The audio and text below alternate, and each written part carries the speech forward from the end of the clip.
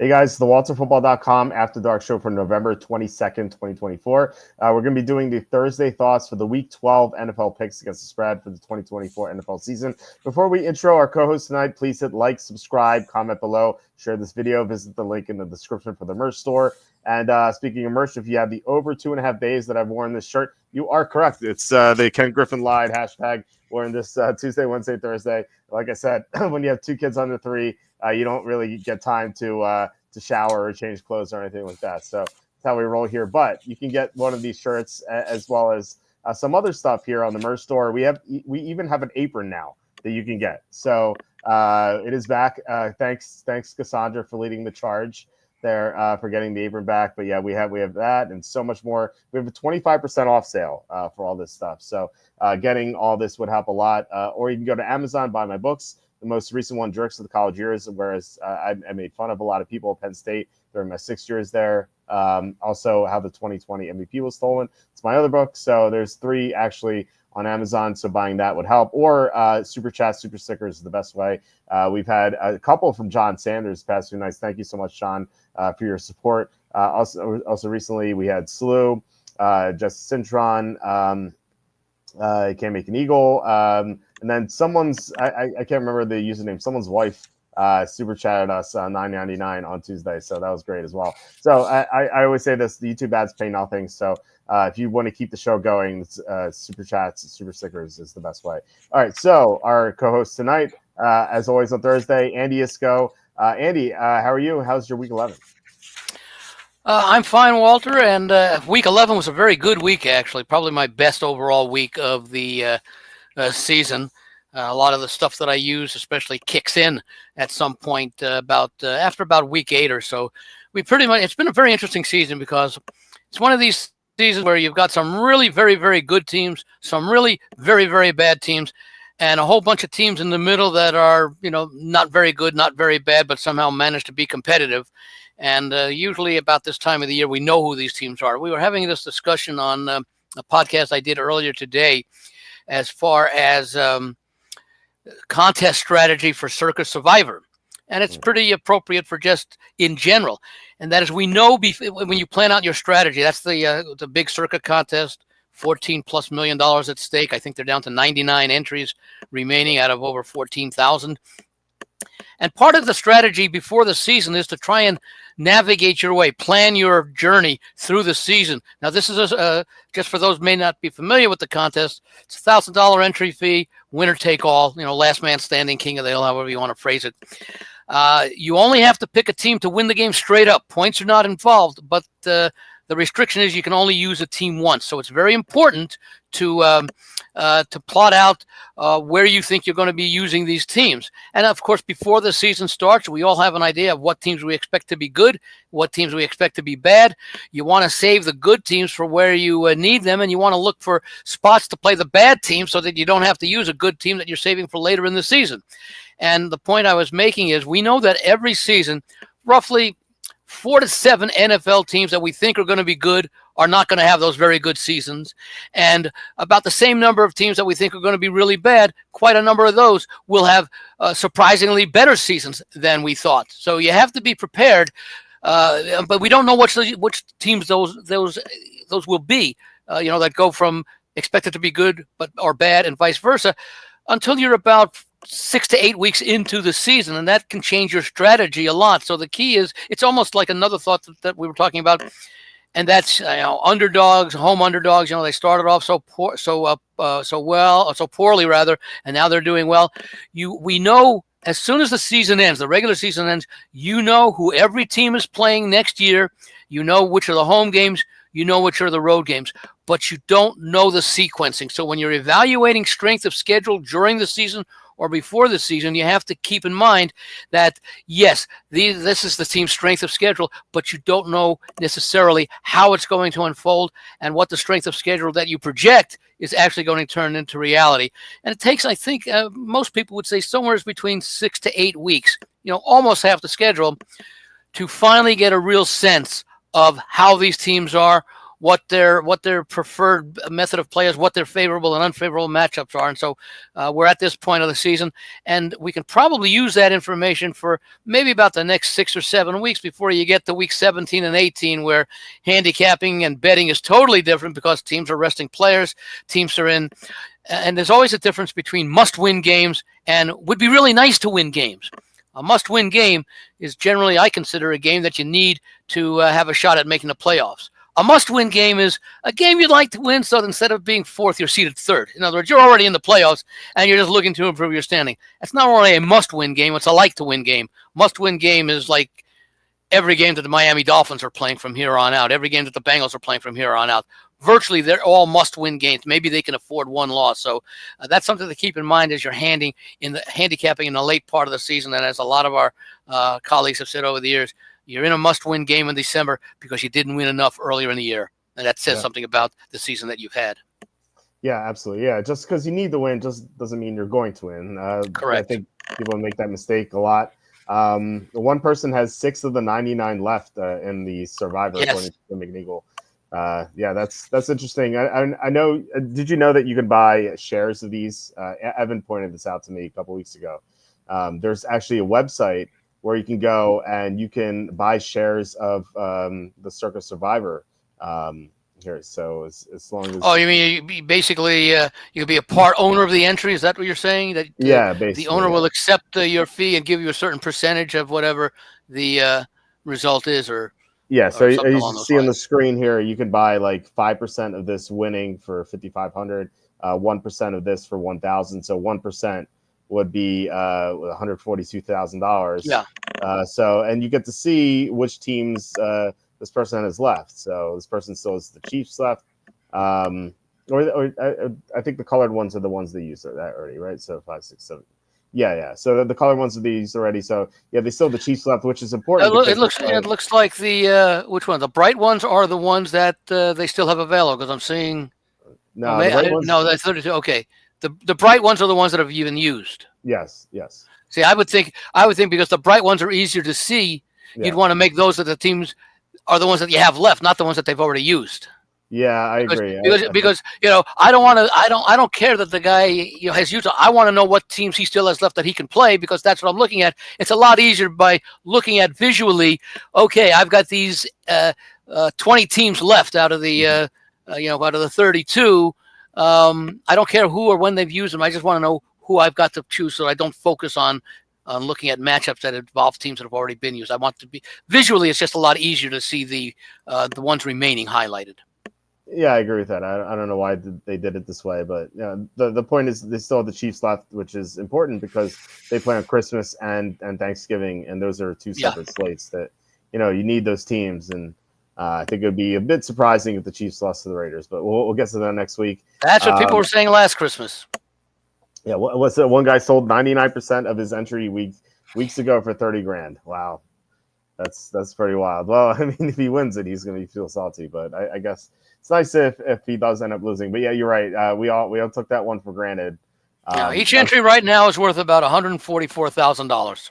Yeah. Now, to be fair, the Raiders last year had a much better defense. They were 7th in EPA. Right now, their defense is utterly awful. So just had a lot of injuries. But you could almost say that, on the other hand, compared to years past, this Chiefs offense is pretty awful. It's true. Yeah, it definitely is. Although they're getting Pacheco back, which is something at least. We hope, or the fans hope. Yeah. Right. I think you had the Browns, right? Well, yeah, I had the Browns. No Eunice, though. We lost on Chubb rushing under. It felt like it was going to win when the Browns had to throw, and then they completed all these 3rd and 4th downs, and then they finally got into the red zone, and you knew they were going to run there.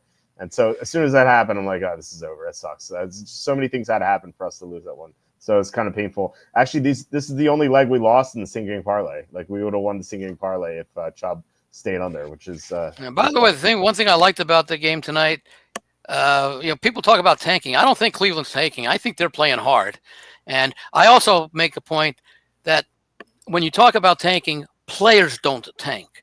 coaching, general managers, they may make certain decisions on who to play or what kind of game plan to use that limits the chances teams of winning by virtue of the plays they call and the plays they run. No player, at least none that I've ever heard of, says, oh, yeah, we're tanking for the number one draft choice. And it makes sense for a number of reasons. Number one, that's not the mentality of an athlete. You go out there and you play to win the game. Number two, hey, yeah, I want to improve my chances of losing a job because of a top draft choice. Yeah, I think if players tank, it's not because they're playing for draft choices, because there might be an overpaid guy who's getting a lot of guaranteed money and just doesn't care at this point. Yeah, exactly. Yeah, the players don't want to tank because they want to put good film on tape. Yeah, sometimes players will quit for like one game. Sometimes they'll be in their show, but then generally they'll bounce back. So it does happen. It's a long season. Yeah, I just don't want the players to get a bad rap by making they. Well, you hear they're tanking. No. First of all, if you tank by not playing hard, you're opening yourself up to injury. Right. Yeah. So. And just not getting the contract, as John pointed out.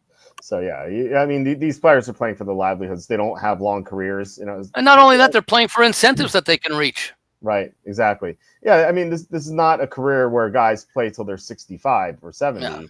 Yeah. This is limited time that they're going to have this money, and so if they put forth a bad tape, then they're probably not going to get it. The fans may want their team to, like Jet fans may want the team to tank because improve their draft choices, but what's the old saying that if the owners listen to the fans, one day they'll be sitting amongst them or something, or the coaches, I think the head coaches and the general manager. I think, I forget which one it is, but yeah, you're right. Although Cleveland winning tonight took them from the 3rd pick in the draft to the 8th pick in the draft, which is pretty substantial. So the Browns front office can't be too happy with the win. Maybe they'll be happy tonight, but then they'll wake up tomorrow and be like, oh no. Well, that's the front office. That's the general manager and the coach, because their jobs may be on the line. Right. Yeah. That's why they can't be too happy with the win. Although I do like, I don't know what the line will be, but you'd have to think that Pittsburgh will be a good play in the rematch in a few weeks. Yeah, probably. I mean, it depends what happens the week before and whatnot. But this is also a tough spot for Pittsburgh, off of a very tough game against Baltimore, very physical game, and the Bengals up next week. So the Bengals aren't, they're still a very talented team, and maybe they're a little bit of a threat. Baltimore obviously is a threat. Cleveland, at this point, with their record, represents no threat. So it was not a good spot for them. No, it wasn't. So yeah, Joe Fascio, we had that super chat from Joe Fascio on Tuesday. That was the name I forgot. So thank you, Joe Fascio. So Joe Fascio asking over under total points for Lions Colts. Let's get into that game. Okay. So we have the Lions are favored by 7.5. So injury update: Sam Laporta practiced fully twice. I thought they would hold him out because they play on Thursday. Generally that happens where an injured player will be held out until Thursday. But the fact that he's practicing fully is an indication that he's going to play. And then on the Colts side, by the way, on what you said there, it also can dispel some of the thoughts that, well, they may not play all that hard. They got 4 days left. They're looking at every game as an important game, especially with Philadelphia chasing him behind for the number one seed in the NFC. Right now it's Philadelphia, or Detroit, Philadelphia, and everybody else, and also the mentality. The team takes on the mentality of their coach. Yeah, no, it's definitely true. And this Lions team plays hard almost all the time. Like they did have a stinker last Thanksgiving, so we'll see if they make amends for that. But yeah, so anyway, the Lions are favored by a touchdown and the hook on the road here. Bernard Raymond for the Colts.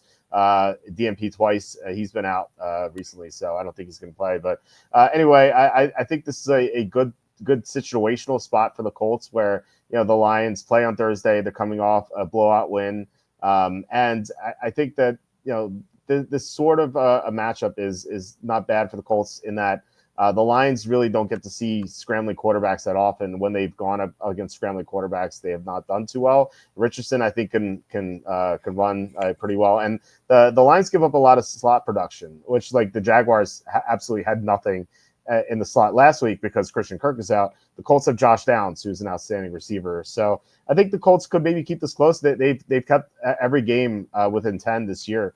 And now I know Detroit. By the way, with your comments, you are also making a case for the over. I think so. I think both teams could score. So to answer that question, I think the over could be in play here. But anyway, I like the Colts a little bit at plus 7.5. It's not going to be a contest play for me, I don't think, unless there's some unknown injuries that come to light. But anyway, who do you like in this game, and what about the total as well? Well, I can't go against the Lions right now. They're just playing too well. 2 50-point games in a 4-week period. After the first 50-point game, they go in a tough spot in Green Bay, get the win and the cover, and then of course in fact, we were talking about this on one of the podcasts today, is that this line, and I don't understand this line. This line seems extremely, extremely short at 7.5. And you ask yourself, why? Because look at what the Lions have done. They're 9-1. But not only are they 9-1, as impressive as that is, they are 8-2 against the points. And one of those 2 non-covers was the half-point non-cover against Houston 2 Sunday nights ago. So you would think, or you could conclude, that the lines makers throughout the first, they've played 10 games, but let's say the last 6 games, the way they've played, they have not been able to make enough of an adjustment to put lines up on the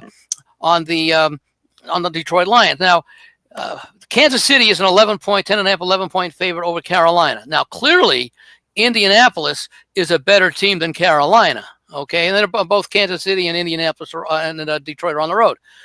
But offensively, the Lions are a much, much better team than the Kansas City Chiefs are this year.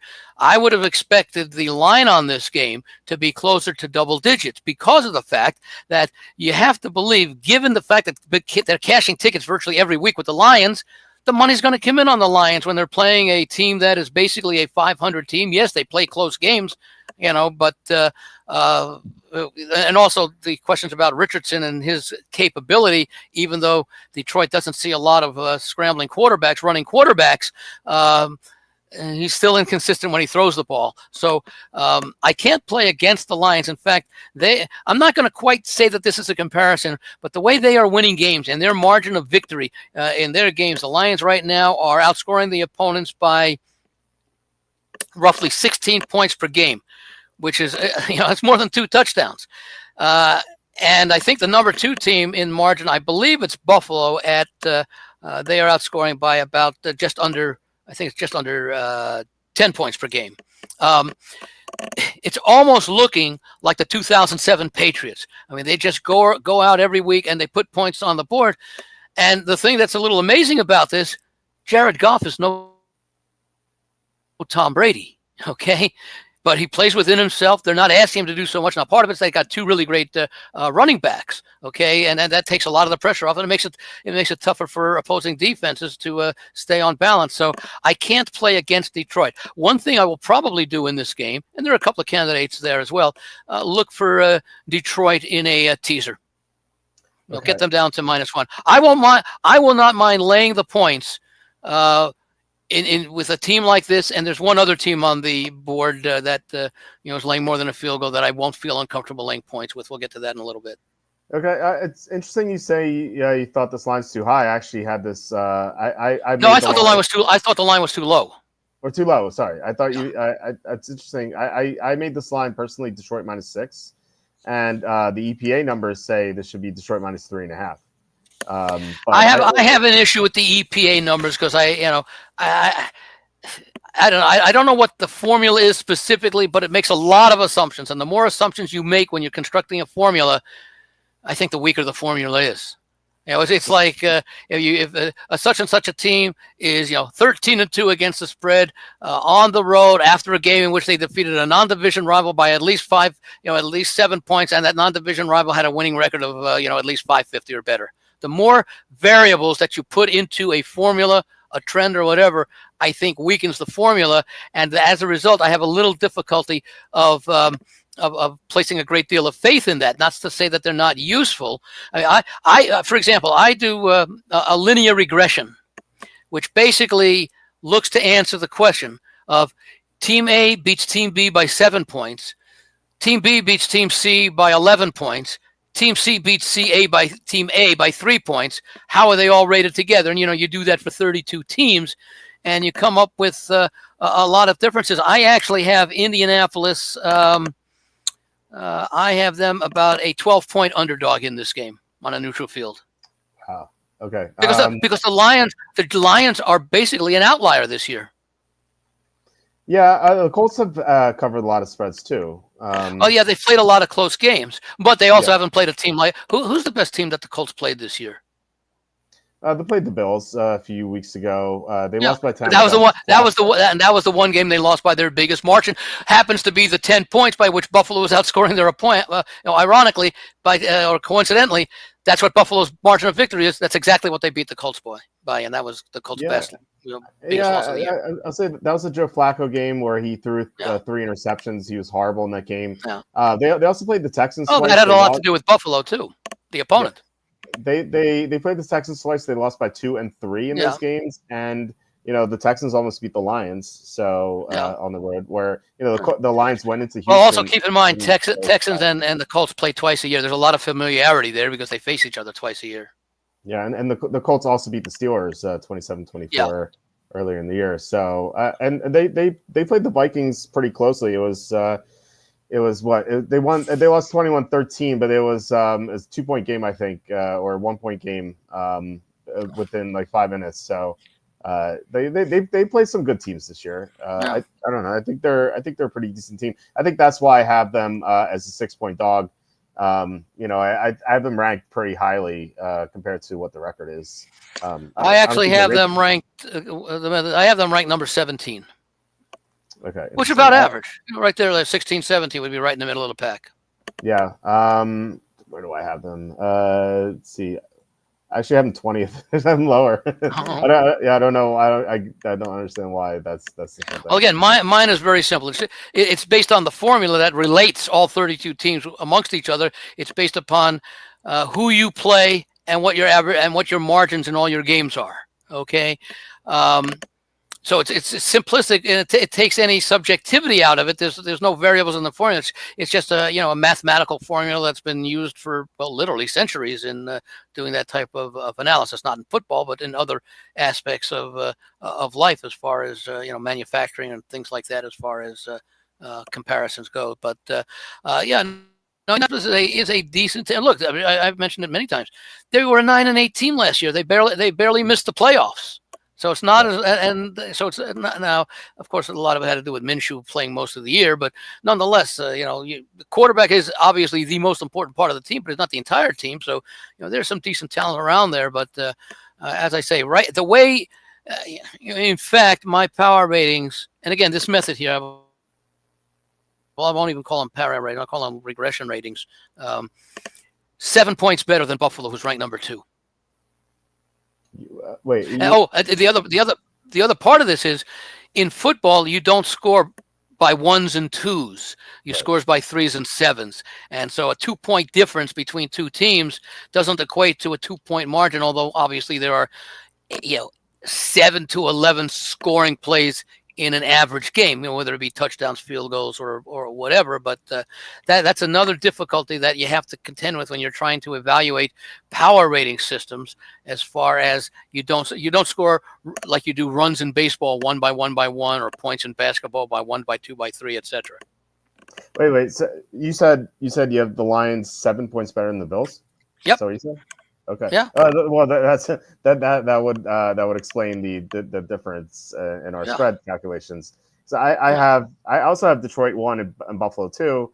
I have Detroit 1.5 points better than Buffalo. So I mean that's where our disparity comes from. Well, in fact, let's go, if you want. Let's go through your top dozen. Let's see how we stack up as far as rating them. Okay. So I have Detroit 1, Buffalo 2, Philadelphia 3.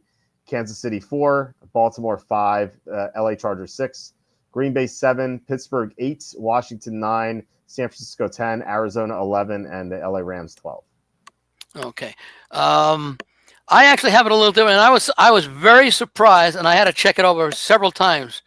I had Detroit 1, Buffalo 2. I had Minnesota 3rd. Okay. And At Minnesota 13, I didn't have them in my top. Yeah. I had Kansas City 4th, then Baltimore, then Pittsburgh, then Green Bay, then Philadelphia, Arizona, Tampa Bay, the Chargers, and Washington.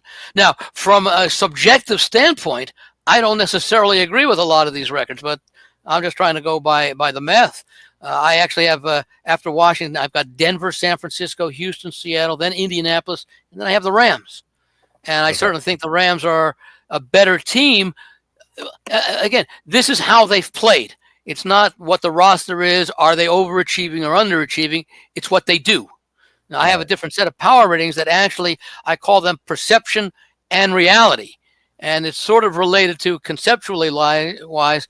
Okay, what is the average line that they're playing against, and what is the result versus that line, as far as developing power ratings too that are a little bit more in tune with point spreads, because we're measuring how they do against point spreads and what point spreads they're asked to lay. I mean, just to let me see if I can find the numbers here where I have it on one of the charts that I use. For example, let me find it here. I'm surprised you have Minnesota third. That's the one that the others I can sort of understand, but having Minnesota that high is something that I found very surprising. Let me see if I can find it here. Okay. Yeah, I think this is it. Okay, yeah, like for example, Indianapolis, the average point spread is plus 2.2 points per game, and they've outperformed. The average result versus the line is an average of 1 point per game. Okay. So they were expected to lose by 2.2, and I guess effectively they lost by about 1.2. Yeah, that's their margin of the scoring margin. You know, they scored 21.5, allowed 22.7. So I sort of call that like a line power rating, because it takes into account the expectations of what was expected of them by the betting public and how they performed against those expectations, and the situation calls for, it doesn't matter how you get there, how you scored, was it a bad beat, how it just says, here's what you were expected to do according to the line, here's what you did according to the line. I don't care about all the talent you have.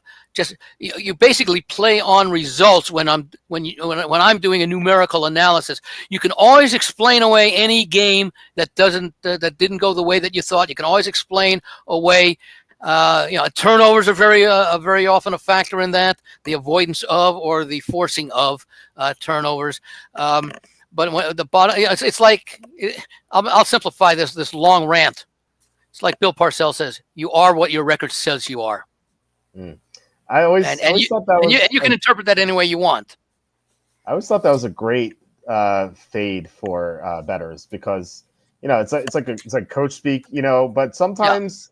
Yeah. A couple years ago, for example, the Vikings were 13-4. That was not a 13-4 team, and I thought there were some great opportunities to fade them down the stretch. Yeah.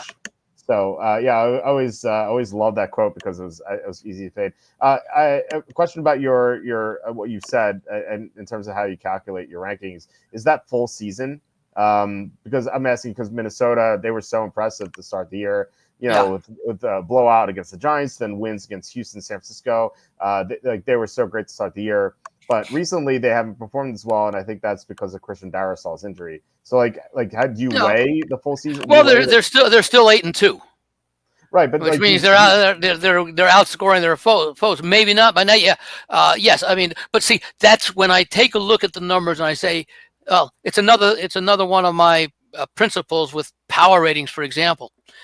Power ratings suggest, to a large extent, if you play your typical game, this team A should beat team B by X number of points if both teams play to their established form. Teams rarely play to their established form. They usually play better than their established form or below their established form. So you could say, but their typical or their average form, they rarely play a game like that, which is why, if every team played to their if every team played according to what the lines makers thought, you'd never win or lose a bet. Every game would be a push, basically. Okay, so the key is understanding what their body of work is for the season. That's where these power ratings come. But that's where the saying is, handicapping is both an art and a science. The science is coming up with the power ratings. The art is interpreting them and putting them to use, factoring in situations, factoring in scheduling, factoring in injuries that are being, that where the guys are getting healthy or that they didn't have for certain games. That's all a part of the interpretation of putting the numbers into perspective. Yeah, it is a lot to weigh, and it's like sometimes you forget stuff, and you're like, oh man, you're kicking yourself afterward. You forgot something happened. My point every week. Yeah, exactly. No, yeah. Every week I say, oh, I didn't really I didn't see that, or I saw it, but I didn't place as much weight on it. But there's always second guessing. And the other thing is, okay, how many times have you won games for reasons other than the reasons you thought you were going to win? Well, I thought this team would be rushing the ball, and they only rushed 30% of the time, but they still covered the game. Mm-hmm. In other words, we have to sometimes critique ourselves. Yeah, we won the game, but not because of the reason I thought that what I expected to happen didn't happen, but the team was just good enough in other aspects that they were all compensate for doing things that they weren't expected to do. Yeah, and I brought up the Vikings' recent performances in regard to what they did earlier, because they're 8-2, but they're only 3-2 since the bye.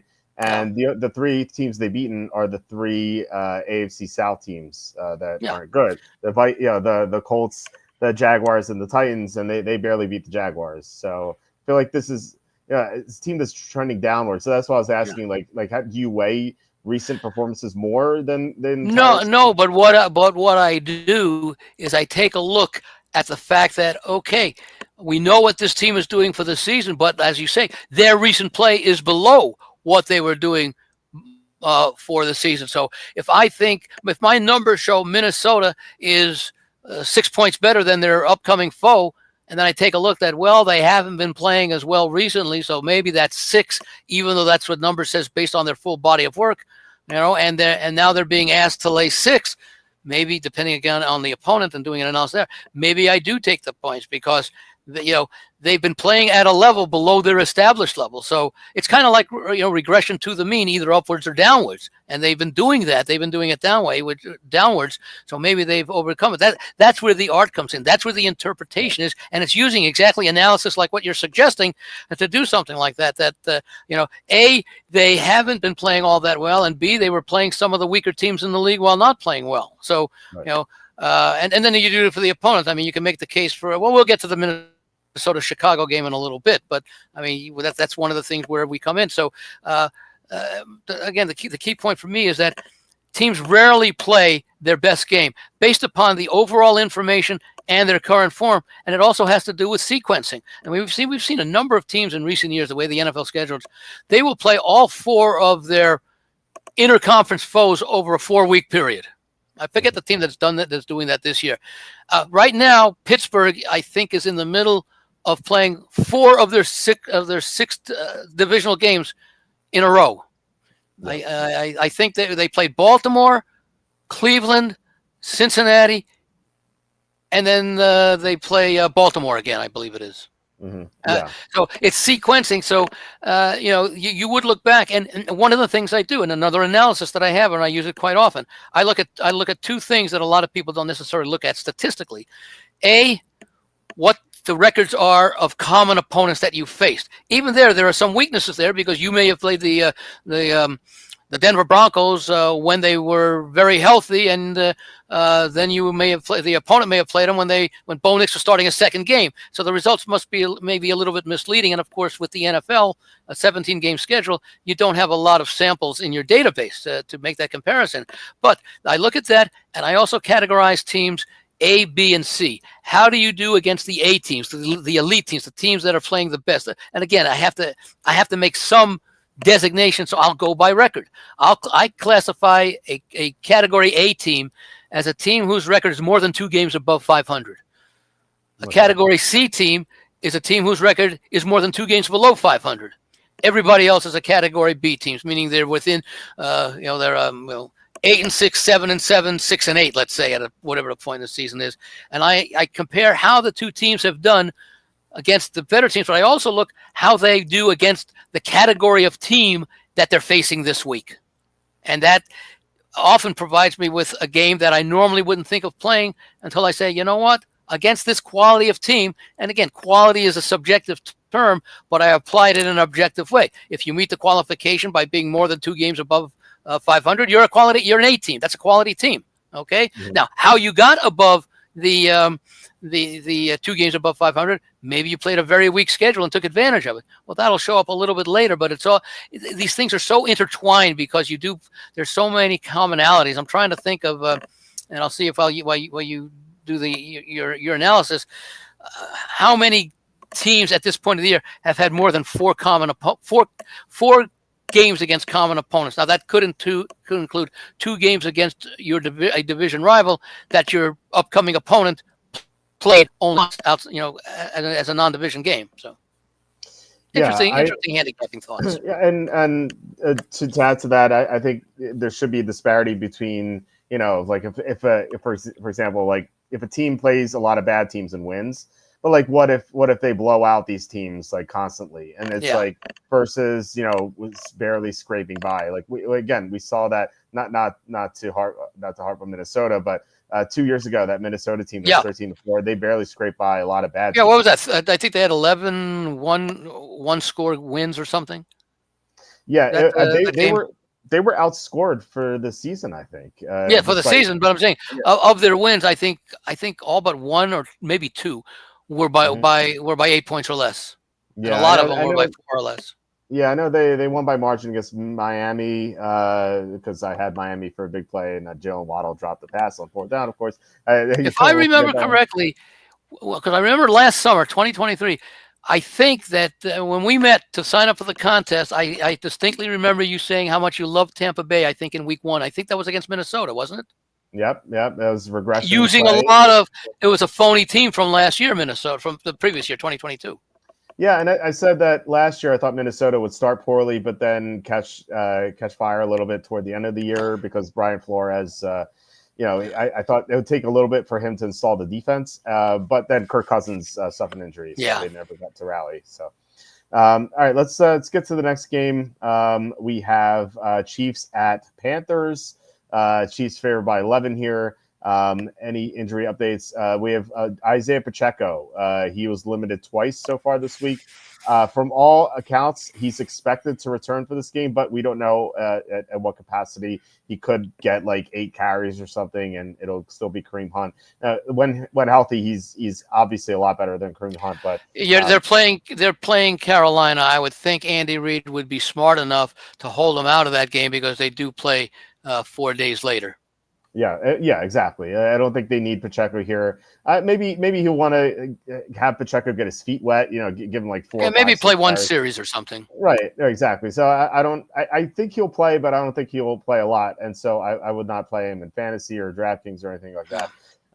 But as far as this game's concerned, it's so hard to back the Chiefs because they never win by margin in the regular season unless they really want to, unless they're focused against the team they really want to beat.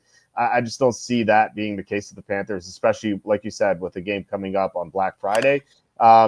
Generally teams that start undefeated and lose their first game, I feel like a lot of people expect these teams to bounce back, but they actually don't. The team that is undefeated and loses its first game, I believe, is like 32-43 against the spread in following the first loss. Not that I recommend betting anything based on trends, but it just goes to show that these teams don't necessarily rebound. So I would be on Carolina if I had to be, but like you always say, you don't have to bet every game. So I'm not going to be betting this game outside of any props. So if you're on Carolina or considering Carolina, I'll throw this number out at you. Okay. They're 3-7. Right. The 7 losses are by an average of 23 points per game. Right. That's blowout margin. Okay. Right. So the thought I have, and I'm not going to play the game, and I certainly can't. I certainly would not. I mean, I do think the Panthers are playing hard. I don't think they're quote unquote tanking. Maybe the general manager would like to see it, but I think the players are playing hard. There's just not that many good players on the team, or at least they haven't been put in good situations. The thing I'm concerned about, and I know about, coming off after you have it. Look, we talked about quality of, just in the last conversation, we talked about quality of competition and who you play. Let's put that to the test this week. Indiana has not proven, not the Colts, the Indiana Hoosiers have not really faced a challenging schedule. They've led basically every game this year at some point from majority of the game, if not all of the game. Now they're facing Ohio State. They are stepping up in class. Ohio State's already been tested. They had that 1-point loss at Oregon where, but for kicking, they probably win the game. And then they had a close call at Penn State. Indiana, other than the game last week against Michigan, which was an ugly game, it was tough to watch.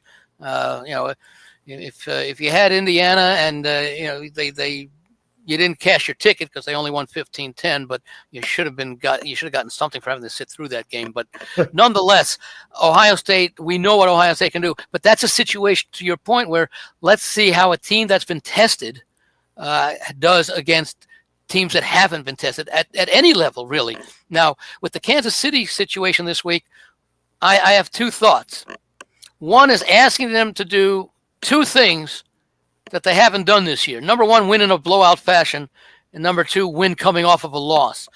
And I'm wondering, knowing the mentality of this team, and regardless of the opponent, does Kansas City, by the way, we thought they were going to breeze to the AFC West title, okay?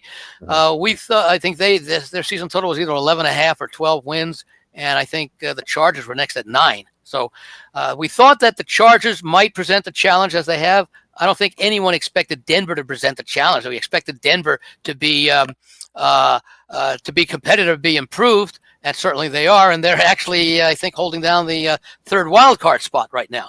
Okay, so in the AFC. But does Kansas City want to get out to a big lead? Are they going to be focused, or are they going to go in there and say, forget that it's Carolina, because it just said it might be easy. Are they going to go out there and say, let's get up 14-0 early, let's take control of this game? I know we got to play in 4 days. Let's not have to sweat this one out. Let's not have to exert energy in the fourth quarter.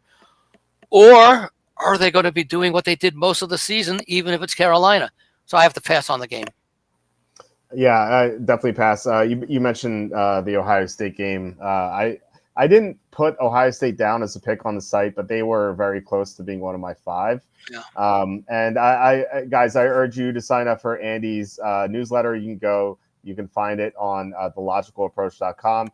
He gives out college football picks. One of the picks is one of my 5. So glad that we have a consensus there. Andy, I have to bring this up. Mike says, Mike, I bet Andy does his own taxes. Is that true? Yes. Yeah. You do. There we go. Well, that was part of my major in college, finance. Okay. So. Okay. All right. I didn't know that. Yeah, that's not surprising. So I unfortunately cannot. I have a lawyer on retainer. Not lawyer. I have an account on retainer. Because I run a business, I have to give out payroll to my employees and whatnot. So, all right. So let's get back to the games here. The next one is Vikings at the Bears. We talked about the Vikings a lot already. I wonder, given your power rankings, if you have the Vikings in this one, they're -3.5, which is the worst number to lay in the NFL. 3.5, I think, covers it like 47.7% of the time or something. So for me, this is super close. At +3.5, I think I might lean Chicago, but at 3, I think I would take Minnesota. I think Minnesota is an overrated team because they lost Christian Darrisaw and they really haven't been the same since. However, Chicago is Caleb Williams, a quarterback, and he's had some disastrous. I think he's one of the top 2 or 3 most sacked quarterbacks this year, and that's not a good thing to be doing when you're facing Minnesota. But I'll talk about that in a moment.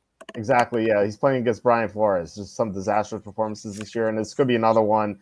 He has not done well against the Blitz this year, and Minnesota Blitz is at the highest rate in the NFL. So, like I said, this is on the border for me. One of my least favorite games to handicap. So, curious if you have a play on this one. I do like Chicago in this spot. Okay. A number of reasons. I mentioned about the being sacked. Well, they just changed offensive coordinators, and unless the new coordinator hadn't been paying attention, he is well aware of what you just said about Brian Flores and his propensity to blitz. I have to believe, in working and preparing for this game, that he's got some plans ready for Caleb Williams to recognize and make decisions based upon if a blitz is coming. Maybe short drop-off passes, maybe try to do a little bit more with his feet in such situations to frustrate the, remember, any defense you play, kind of like with offense, when you play a certain type of defense, you're giving something up to make yourself stronger in another area on that play. So there are plays that will work against the blitz. So I think the offensive coordinator has to be preparing Caleb Williams to immediately recognize the blitz and then look for what they expect to be open. And you can tell that sometimes from the alignment of the defensive line, as well as what the guys in motion are doing behind them. Whether he'll be successful at that, I don't know. But from a situational standpoint, the Bears could easily be 6-4 instead of 4-6. They've suffered two of the most excruciating losses this year. One was last week with the blocked field goal, and the one was 3 weeks earlier in Washington with the Hail Mary. So now the two games in between, they didn't play all that well. The lopsided loss to New England and the loss to the Cardinals. Okay, but they have shown some bits of competitiveness, respectability, etc. I don't think that the Bears are going to be a playoff team. Doesn't matter what I think. It's what they think. And they can take a look and say, you know what, we played like a 6-4 team, but we're 4-6. We're not giving up on the season. This is going to be a critical game for the Bears because they play their next 3 games on the road against playoff caliber, playoff bound teams. I think it's San Francisco. I think it's Detroit and a rematch with Minnesota. In Minnesota. So it's an important. And now, can they do it? That's what remains to be seen. It just seems that this is more of a situational play than a numbers play, because again, as you point out, and as we've noticed, Minnesota has regressed, especially with their offensive production in the last 3-4 games compared to what they were doing earlier in the year. I mean, they had that 34-point outburst against Houston. I think that was their biggest outburst that came at home early in the season. But they've been, held 21, 24 points in a lot of their recent games. They did have that 32-29 loss, I think, to Detroit somewhere's in there. And that may have been the start of some of their decline. So I think this is for whatever wagons they have, I think there's a circle the wagon game for the Bears. Yeah, I think you could be right about that. And by the way, third straight home game also before a 3-game road trip. Yeah, no, I agree with what you say. Like, this seems like a good spot for the Bears. I just can't get over the mismatch with Caleb Williams versus Brian Flores. That's the hang up I have. But I do agree that this line is off. Like Carter says, he says Chicago should be -2.5. I personally made it Minnesota -1. So either way, this line is too high, especially 3.5 instead of 3. So, well, see, yeah. I could see Chicago winning this game out as easily. I could see them losing by 2 touchdowns. A lot of it is going to come down to A, avoiding the sacks, and B, avoiding the turnovers. Mm-hmm. Yeah, no, I can't play the under because it is. I'd probably lean a little bit more to the under, but it's not at the number that I would like for this matchup because so many things could go wrong. Yeah, it is for the under. It's pretty bad. Like 39.5. I think it could go over. So or Carter says might take Vikings team under. I think that's a good way to play this game actually, because like you said, Minnesota's been struggling offensively, and here you don't have to worry about Caleb Williams, although a pick 6 could hurt. But still, I think if you're going to play this, I think Vikings team under might be the way. All right, so now we get to the game of the week here. Cowboys at Redskins here. I said that Cowboys at Texans or reverse, Texans at Cowboys last week was the game of the week. We made a killing on Monday night because we bet. Not only did we bet the Texans -7, we bet the Texans -13.5 at +200, and we bet the Texans -20.5 at +480. So everything cash there, plus props and teasers. So Evan, by the way, had a question for you that he asked me to relay to you tonight. He said that you can make a case for every side when handicapping an NFL game. He's asking me to ask make a case for Dallas. Yes. So not counting like weird special teams nonsense or fumbles, like weird fluky fumbles. Can you make a case for Dallas? Because before you answer, Dallas has some injury issues. CeeDee Lamb downgraded from limited to DNP Thursday. And the two best offensive linemen, Tyler Smith and Zach Martin, DNP twice. So take it away. What's the argument for Dallas? They're an NFL team. They have it is really hard to make a case for the Dallas Cowboys, and this is one of the. I mean, well, let me tell you. And in fact, I was going to do this anyway. I want to just share with everyone what the over the summer lines were for some of these games that have changed quite a bit. This is one of them. Right. Over the summer, the Bears were -3 against the. This is at the Westgate. We could actually bet all 18 weeks. Okay, Bears were -3 over the Vikings. Lions -2 over the Colts. Let's see, is that the Chiefs 7.5 over the Panthers, and I think this is the fourth game we're talking about. Cowboys 4 over the Commanders. Okay, wow. The case for Dallas would only be. Oh, and by the way, the other thing against Dallas is they're playing 4 days later. Right. Of course, they're playing the Giants, so that's not as big a negative as we thought. But no, this is one of those games where it's hard to make a case, which is why I've got to pass the game. I mean, I think you have to take a look at Washington, because we haven't seen Dallas, especially in the second half. Now, they did play the only game they played decently in the second half, I would say. Well, they played them decently at Pittsburgh. I think that was the last game they won. And the second half, when Baltimore had the big lead and the Dallas rallied late, but you had Prescott in that game, and some of the other guys who have missed time. I think Parsons was in that game. So yeah, it is very difficult to. I think the other part of the saying that Evan's referring to is that if you can't make a case for the other side in the game, either you are being biased subconsciously, or you should pass the game. I don't think I'm being biased subconsciously, because I'm trying hard to make a case for Dallas and I can't. So I've got to pass the game. All right, fair enough. I will be laddering this up again. I'll be betting Washington minus 13.5, 20.5, and 27.5. Maybe I don't know about 27.5. We'll see. I think this could be a slaughter like we saw Washington over Carolina. What was that, 47-10 or something? I think this could be similar. I think that Dallas having a lame duck coach here.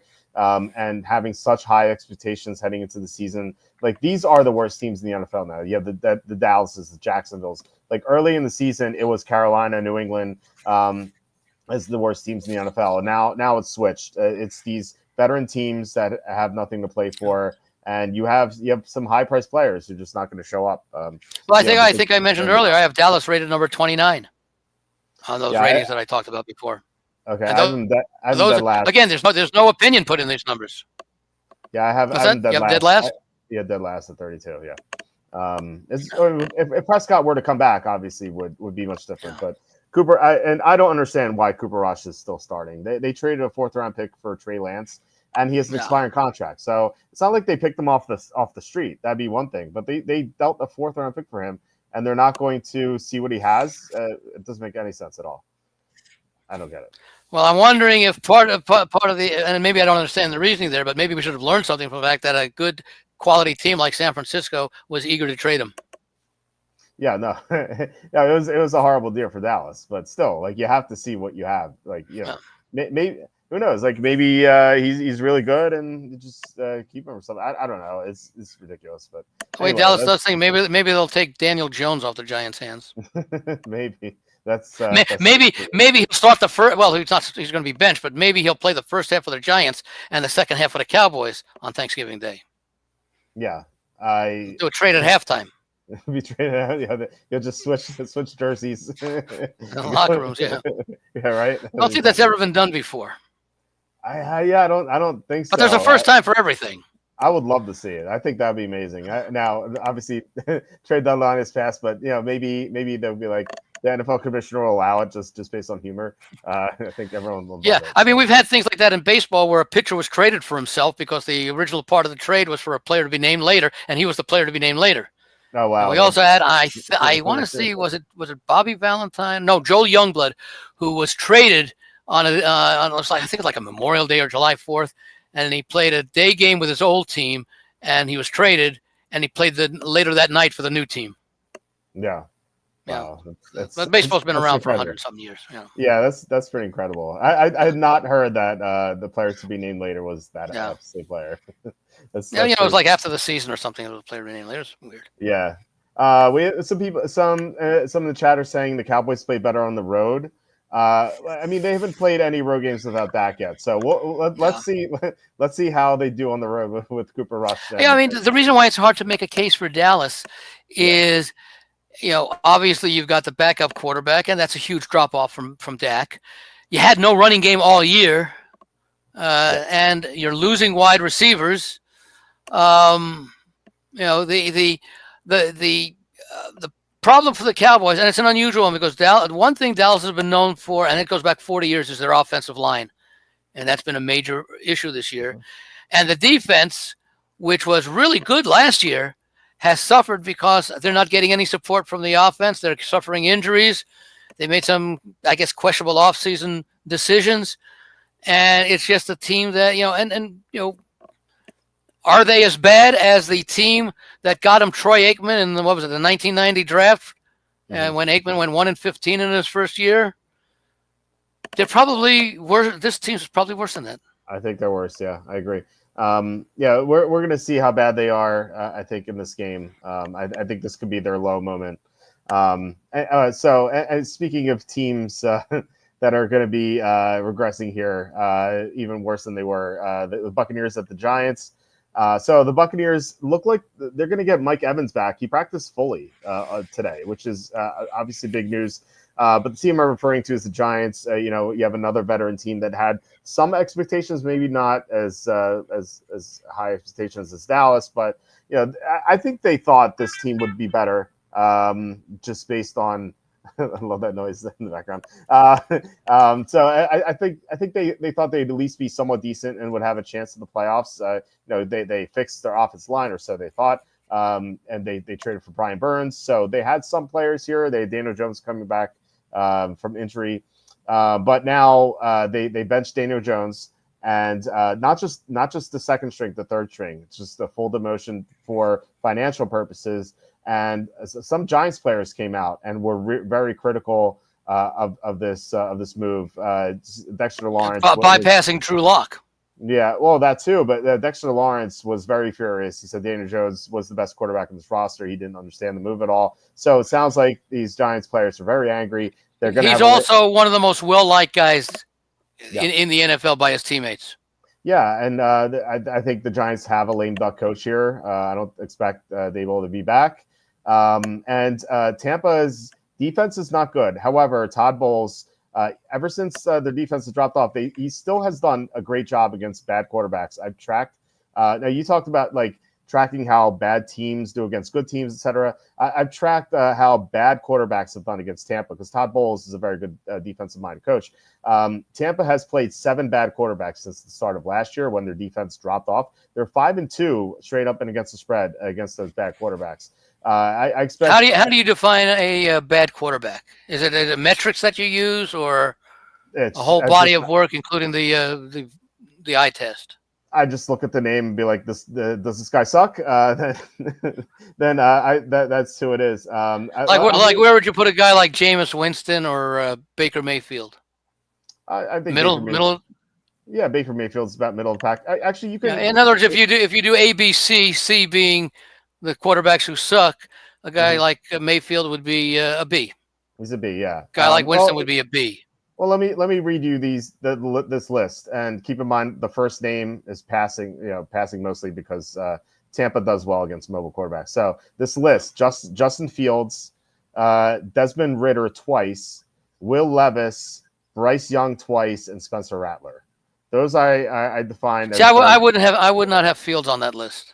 Okay, all right, fair enough. So if you take the others, I can certainly agree with. Yeah, I think Fields as a passer is awful, but as you add his mobility. But like I said, Tampa's really good against mobile quarterbacks, just historically. But anyway, okay, take Fields off that list. Is that where you put Tommy Cutlets on that list? Yeah, we actually looked at we actually looked at the EPA of quarterbacks from last year. there were only 3 quarterbacks among qualifiers being 125 passes or more. There were only 3 quarterbacks who were worse than Tommy Cutlets were last year. It was Zach Wilson, Trevor Siemian, and Bailey Zappi. Those are the only 3 guys who are worse. Daniel Jones was considerably higher than DeVito on that list. So I think Tampa is going to take it to the Giants here, who just may quit because of the quarterbacking decision. So at least quit for this game. Maybe 1 game quit, but still, I think Tampa will win this one pretty easily. So who do you like here? Well, both teams are coming off bye, so there could be a little bit of a rust. Of course, the Giants have more issues to deal with than Tampa. Tampa really doesn't have many issues. I'm just not comfortable laying a big number with a guy like Todd Bowles, who's a conservative coach for the most part, who I won't say that he tries to not lose games rather than tries to win games, but I think he takes a conservative approach, which was especially good when the defense was much better. Now, we don't know what the Giants are going to do. With DeVito, and are they? If he struggles, are they going to pull him and put Tate in there? I don't know. I don't think so. They're probably going to let Tommy just play out the season, barring injury. I'd like to see what the Giants do before making an opinion on them. By the way, I see that the advanced betting line out has the Cowboys 2.5 point favorites on Thanksgiving over the Giants. So maybe that's a key to this game, that maybe Tampa Bay can win by a margin. Another game I'm not going to play. I might look under the total in this one because I think that if indeed, well, again, DeVito could have turnovers and everything, but the Giants are hard pressed to score. I do like the kid Tracy. What's his name? Tyron Tracy. Tyron Tracy. Yeah. What he gives the running game. You got some decent receivers there, but they haven't worked with DeVito for much this year. So I don't see the Giants scoring a lot. So it might be a game worth looking at. I've gone back and forth. The lesser of 2 evils is probably Tampa Bay, but can they win by a margin? Probably against the Giants they can, although the Giants have been competitive in some of the games that they've lost this year. I've got to pass the game. Okay. All right. Fair enough. All right. Let's get to the next one.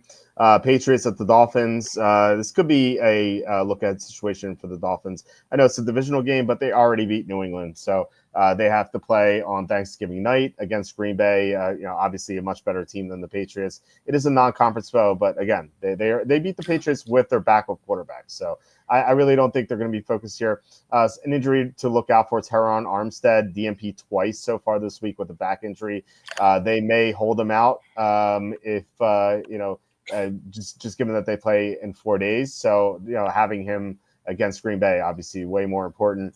The Patriots have been a lot better. Well, no, obviously, I'm gonna say something a little different on that one because normally I agree with you. Okay. The Dolphins can still have a realistic shot at making the playoffs because they have the talent and capability. We see how much of a difference Tua makes. If the management of the Dolphins is being honest with themselves, they should say, let's say we go 1-1 against the Patriots and the Packers. It's much more important to beat the Patriots than it is to win on the road at Green Bay because it's a divisional game, and it comes down to where they would be in the playoff race because when you get down to tiebreakers and everything, it's division and conference games, especially with wild cards. I think it's more important for the Dolphins to win the game against the Patriots than. They can't afford really any losses. So, they want to win games against both. But if they're being realistic, which game do we have a better chance of winning? It's the Dolphins game. That's a good point. I think the toughest thing to do is, as far as handicapping is concerned, is to handicap a team's mindset. Because unless you're in the locker room and you can get the vibe, it's really impossible. You can only just guess. The Dolphins locker room, they're going to win every game the rest of the season. Yeah. That's the mentality. And I don't disagree with that. That's how I want players to think.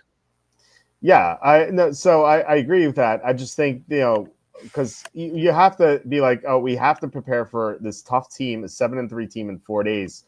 Like, how do we do that with this game also on the docket? And so I have to think that, some of the coaches are already game planning a little bit for Green Bay, given that they've seen what New England has. Yeah. Although when they played New England, it was Jacoby Brissett the first time, not Drake May. Yeah. So anyway, New England has, I mentioned them earlier, as like they were one of the worst teams in the NFL to start the year. That's not the case anymore. They've improved in both offense and defense recently. Their last ugly loss was against Jacksonville in London. Ever since then, they've done a lot better. They beat the Jets, which again, not like the most impressive thing, but they still won against the Jets. Then they stole one against the Jets, but that's the Jets. Yeah, right. Exactly. After the Jets had gone down and taken the lead, and what was it? The 70, 80-yard drive Brissett led at the final couple of minutes. Yes, it was Brissett. So after that, they went to overtime against Tennessee. But after that, they beat the Bears 19-3. And then they stayed within 6 points of the Rams. Now, some of that was garbage time to get close, but, garbage time counts. And for a touchdown spread, I feel like Drake May will have a good chance to keep it close. Like he's been very impressive. And I don't like, to me, I know Miami has won some games recently. They've won 2 in a row. But like really against the Rams, it was the Rams shooting themselves in the foot. The Rams outgained the Dolphins by 100 yards. Last week, they beat the Raiders by 15, but that game was so close for a long time. The Dolphins pulled away at the end. The Dolphins barely outgained the Raiders at 353 to. See, I don't care about outgaining. I want to know who did better on a yards per play. If you run 53 plays and your other team runs 75, I'd expect the 75 play team to have outgained the 53-yard play. But if one team's gaining 5.2 yards per play and running 75 plays, and the other team's gaining 7.1 by running 53 plays, that's a little bit more impressive. That's one of those. It's kind of like the thing I always say about passes per attempt. I bring it up every few weeks. What good does passes per attempt mean? Because you're mixing in incompletions with completions. I want to know when a pass is completed, what's the average length of the pass? That's what matters, because that means when they succeed, here's how well or how poorly they succeed, not the times that they don't succeed. We know that's a 100% failure. Mm-hmm. Yeah, no. So okay, so YPA, yards per play, YPP. So in the 4 games in which Tua has returned, they've been outgained in yards per play in 3 of those games. They were outgained by Arizona 6.3 to 5.9. They outgained Buffalo 6.2 to 5.5, but then they were outgained by the Rams 4.8 to 4.5, and they were outgained by I made a mistake. It's 2 out of 4, so they barely outgained the Raiders 5.5 to 5.3. I counted that as a loss because it should have outgained the Raiders by more. The Raiders are horrible.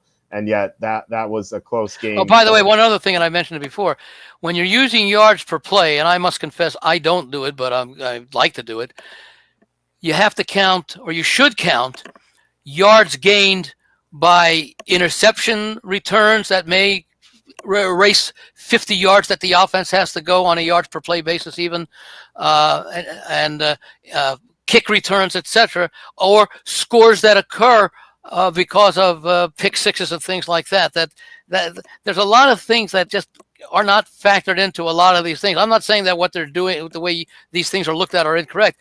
Just understand the weaknesses of some of these metrics that are not being explained by the ways the metrics are being calculated. That can explain some things like that. I know that there are a lot of handicappers and bettors who look at the yards gained. Total yards as a significant metric or as a determinative metric. It's really not, because the fact is that it doesn't include a lot of the yards that are gained via other than runs and passes. Mm-hmm. Yeah, I mean, all these stats have a lot of nuance to them, and I think the best way is just to obviously to watch the games and chronicle what happened in those games, and obviously there's going to be some fluky results with the yards per play or yards overall or anything really. But as far as this game is concerned, I like the Patriots here because you get to fade the Dolphins looking ahead potentially. You get to fade a slightly overrated Dolphins team, I think, given that they easily could have. I mean, that Raiders game was so close. and that Rams game was so fluky with those mistakes. So you get to fade that. You get to take Drake May, who it looks like he could be a great garbage time quarterback, but even still, like he's been very impressive, I think. Plus, the Dolphins have some injuries, like Armstead, Kendall Fuller hasn't practiced either, and the spread I think a little inflated. The advanced spread was 6.5, now it's up to 7. And I asked, like, based on what exactly? I don't know why the line would move, given that the Dolphins weren't that impressive last week, and the Patriots were. They hung if you win by 7, you cover the 6.5 and you push it 7. So It is a significant move in that standpoint, but it's not like asking them, okay, if you win by 7, you cover, but if you win by 8, you don't. Right. So anyway, I do like the Patriots here. What are your thoughts on this game? Oh, I like the Dolphins. Okay. I like the fact that they could have been 4-0 in their last 4. Again, how they get there. Remember, turnovers are part of it. Sometimes that if you first of all, the Dolphins' defense has performed generally a lot better than people expected.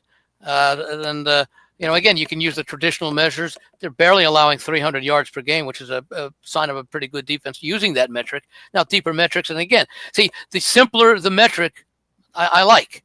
The more complex the metric, it's a little bit more subjective as to how you combine it and what the significance is. Okay, but no, I like the way that. First of all, the Dolphins are in a need to win every game basis. That doesn't mean they will, as we talked about before, with the must-win situation and everything. But Tua has re-energized this team. And the defense can now perform even better because they no longer have the burden of playing to support an offense that was averaging 15 points per game. The Dolphins are almost doubling that right now over the last 4 weeks. So they do know the Patriots. I do agree that the X factor in this game is Drake May. You could argue, but now we haven't seen a lot, but you could argue that the best quarterbacks coming out of last year's draft were Daniels, Bo Nix, and Drake May. Mm-hmm.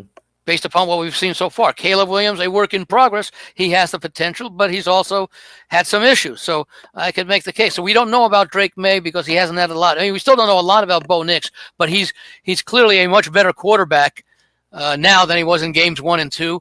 And, Peyton basically said that, he drafted him because he saw a lot of good upside in him, and maybe it's happening quicker than we thought. Okay, so I just think that the Dolphins, and again, sometimes it's the art rather than the numbers. The numbers can support the Dolphins being this big of a favorite. I mean, they beat them rather easily the first time they played, as I recall. What was the score in the first game?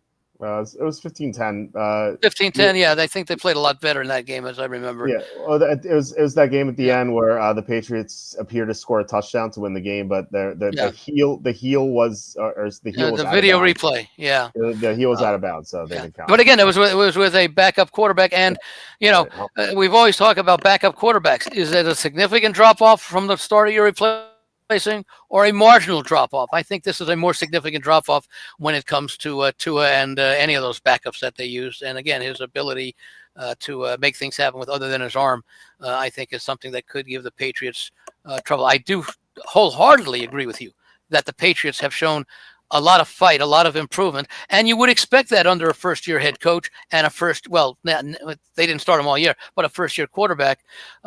I just think, given the situation, and again that it's a division game, and they've got to make up for lost time. I mean, there are a lot of teams that have that same situation, but few were as the drop off in the quarterback play has rarely been as dramatic as it has been with Miami. Yeah, no, you're absolutely right about that. I mean, Tyler Huntley was bad. We looked at quarterbacks from. Who did Boyle just get picked up by? I think the Giants signed him as a 4th-string quarterback. Tim Boyle? Tim Boyle, yeah. Oh, God. He was so bad.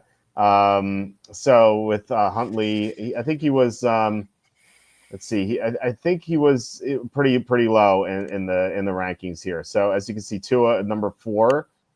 This is 2023 and 2024. So he's number 4 quarterback, and Tyler Huntley number 56. So, and what's the metric that they use to rate them? This is EPA and CPOE composite. Okay. So yeah, that's a lot of data in here. Here we go. I'm surprised that he ranks as high as number 4. Tua, yeah, and Tua number 4. Yeah, it is pretty high. But like we said before, Tommy DeVito number here, 52. This includes last year as well. Sorry, this year as well. And then Daniel Jones, by comparison, was 36. So like there's definitely a drop off to touch on what we were talking about before. All right, so we have one more game left in the early slate. It is Titans at the Texans. The signs Texans -8.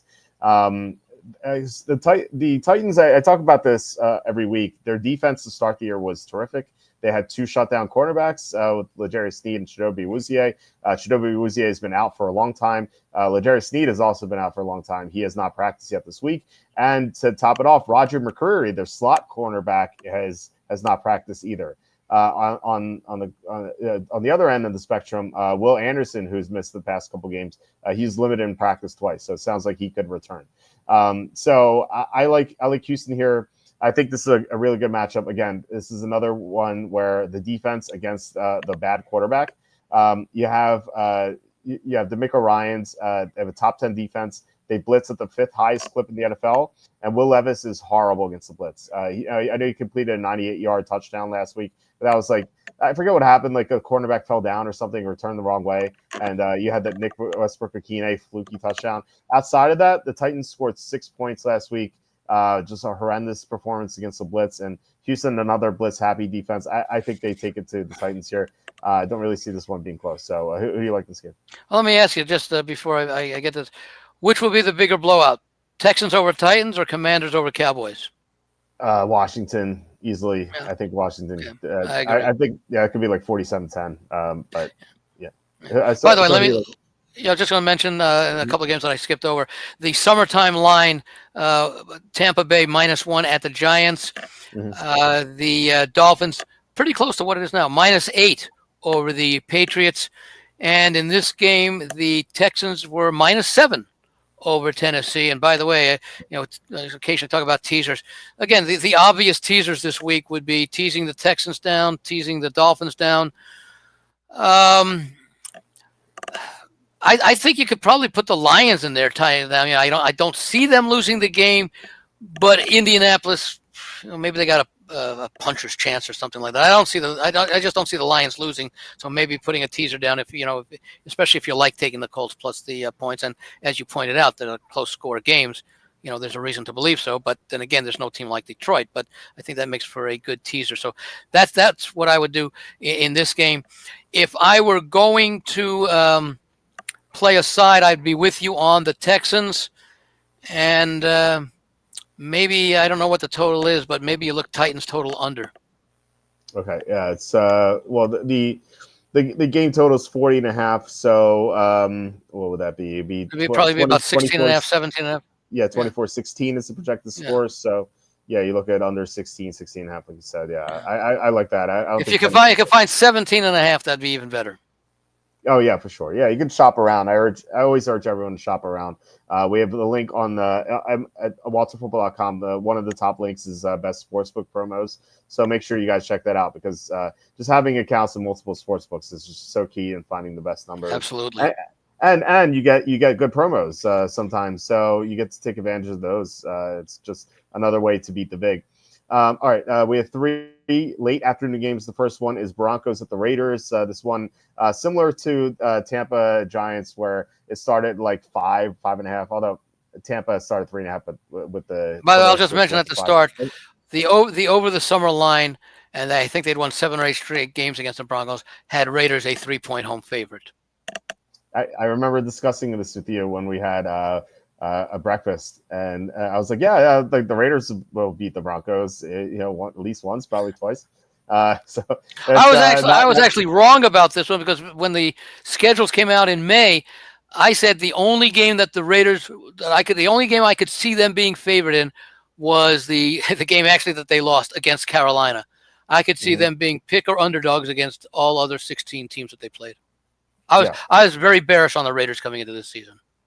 I know you were, and I was very bullish on them, but look, I got it wrong. But in fairness, Devontae Adams only played 2 games with them, so they traded him. They lost Malcolm Kuntz to start the year. That was a big loss. Christian Wilkins only played 3 or 4 games with them, so they've had a lot of injuries. So very Every team disappointing. has, though. Name me a team Yes, that's not yeah. had a key injury this year. Denver has only missed McGlinchey for a couple games. Outside of that, I don't think Denver's had a lot of injuries. Um, I mean, there are some teams. Like, I feel like some teams get more injured than most than some others, and I think the Raiders. If you were to rank number of injuries for teams, I think the Raiders would be close to the top. Yeah.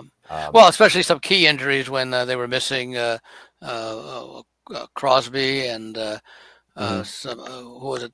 Well, Adams when he was sitting out those games. I guess you could sort of say was an injury, quasi injury type thing. But the Raiders have. Well, you can go ahead and tell say more. But one thing is apparent: Raiders never developed a running game this year. No, I mean, how could they with Zamir White and Alexander Madison? Just so bad. These guys are not good. Speaking of the Raiders' injuries, Nate Hobbs, their top cornerback, has not practiced yet this week. So he could be out here. Not that that's a huge thing against Denver, although maybe not. I mean, Bo Nix has been, we talked about him being more impressive than we thought. And he's completed a lot of deep passes recently, which was the criticism of him heading into the NFL. I can't see Gardner Minshew keeping pace with Denver. I know he did that with Miami last week, but Denver's defense is a different animal. You look at how Denver's defense has battled bad quarterbacks this year. I'm bringing up bad quarterbacks again. I'll redo the list. Maybe you can agree where Gardner Minshew rests here. Obviously they played Gardner Minshew earlier this year. Justin Fields. I would probably put him. I'd probably put him in that B list based upon what he has done previously in his career, especially last year when he has more talent around him than he does here. I think it depends on the quality of pass rush he faces. If you look at the dichotomy between Minshew being kept clean in the pocket versus pressured, there's not a greater difference for a quarterback. Gardner Minshew's completion percentage drops when pressured by 30.5%. And his YPA drops by like 2 or 3 yards. I can't remember what it was. 3.3 yards, I think. Like that is the greatest disparity between kept clean and pressured. Gardner Minshew is a turnover machine when pressured. Now, like when everything's perfect for him, like we saw last year with the Colts, a great offensive line in front of him, he can play well. Like he can be a good game manager. Like that first game against the Cowboys when he was with the Eagles a couple years ago, he played very well in that game. But when he doesn't get protection and he's facing a great defense, like he is a turnover machine. And I think that he could really kill the Raiders here with more mistakes. We saw first game was it was 34-18, but really it was eight points at the end. Denver really won 34-10 outside of garbage time. I think the same thing is going to happen here. And there are going to be more Broncos fans in the stands than Raider fans here. I can't see the Raiders competing here outside of like fluky turnovers or something. So I like Denver a lot. So what are you thinking here? Not a strong opinion on this one. The Raiders coming off their bye, they've had a chance to work on things, especially with the new offensive coordinator. How much that's going to help, I don't know. But it's also a spot where Denver could be, teams that have uncharacteristically one-sided wins that aren't accustomed to that, like Denver had last week against Atlanta, and that was my top play of the week last week was the Broncos because I liked what I've seen. They sometimes regress a little bit the next week, and they don't perform with the same energy, with the same sharpness that they do. And whether the Raiders can take advantage of that or not, being back home off the bye, I'm not sure. But at the number, whereas I can't make a case for playing really either side in the Commanders-Cowboys game, because I can't make a case for the Cowboys. And I really can't make a strong case for the Bucs or the Giants. With the Raiders game, at least I can say with a guy like Max Crosby, he's the best defensive player on the field. Denver has better defensive players, but I think Crosby is a game changer. Whether they can do anything offensively, I'm not quite sure. But this is a spot where I would not be surprised if Denver struggles more than we expect after last week's effort. Okay. I mean, it is divisional revenge. You have that. So I get it. I just think that, schematically, I think this is horrible for the Raiders. So We'll see what happens. Let's move on to the next game. Cardinals at the Seahawks. Evan and I had a big disagreement on this game. I actually shouldn't say that because he had more conviction in this than I did. I didn't. I'm not going to bet this one, although I am with Arizona. My line for this is Arizona -1.5. It's a pick 'em, so I think Arizona. By the way, the summer line was Seahawks 3, which actually might have been a little bit short based upon what we thought of these teams coming into the season, because I think that I don't know how high people were on Arizona. I know that I was looking for improvement out of Arizona this year, especially with Harrison coming in as a rookie, and I think Seattle. Geno Smith has proven to be a competent quarterback. Yeah, I didn't know what to expect out of Geno given the coaching change, but he's played well at times. He's had some very bad games too, particularly against Buffalo. And in the rain, he tends to struggle. I think they're projecting for rain in this forecast. Now, again, you never know. You can kind of take it for granted, like what the weather is going to be, because meteorologists have enough of a difficult time handicapping the weather. So if it's looking definite that this is going to be a rainy game, I think that's going to hurt Seattle. Well, they've been expecting a severe storm along the West Coast. And in fact, a friend of mine in Northern California today said it's been raining hard. It's going to expect to be raining through the weekend. Okay, interesting. So it might be bad. Yeah, it could be bad. So that's a negative for Seattle here. If it's projected to be a huge downpour, I think I would side with Arizona. That I think they're going to run the ball better, not only with Connor but Kyler Murray as well. For injuries, Leonard Williams DNP twice. Abraham Lucas goes downgraded from full to DNP, so not great for Seattle. Like again, I'm not huge on Arizona here. Wish we're getting some points instead of like Arizona trending toward being a favorite. So do you have a strong take in this game? No, I'm pretty much. Let me lower this thing because it's distracting you. I enjoy it. It's good. Oh no, it's just right. I thought I had it down there, but you look at the standings in the NFC West. I think you call it the mediocrity division. Arizona's 6-4. The other three teams 5-5, and we could have, I suppose, because they're not playing any divisional games this week. We theoretically could have. All four teams tied at 6-5 coming out of the weekend. I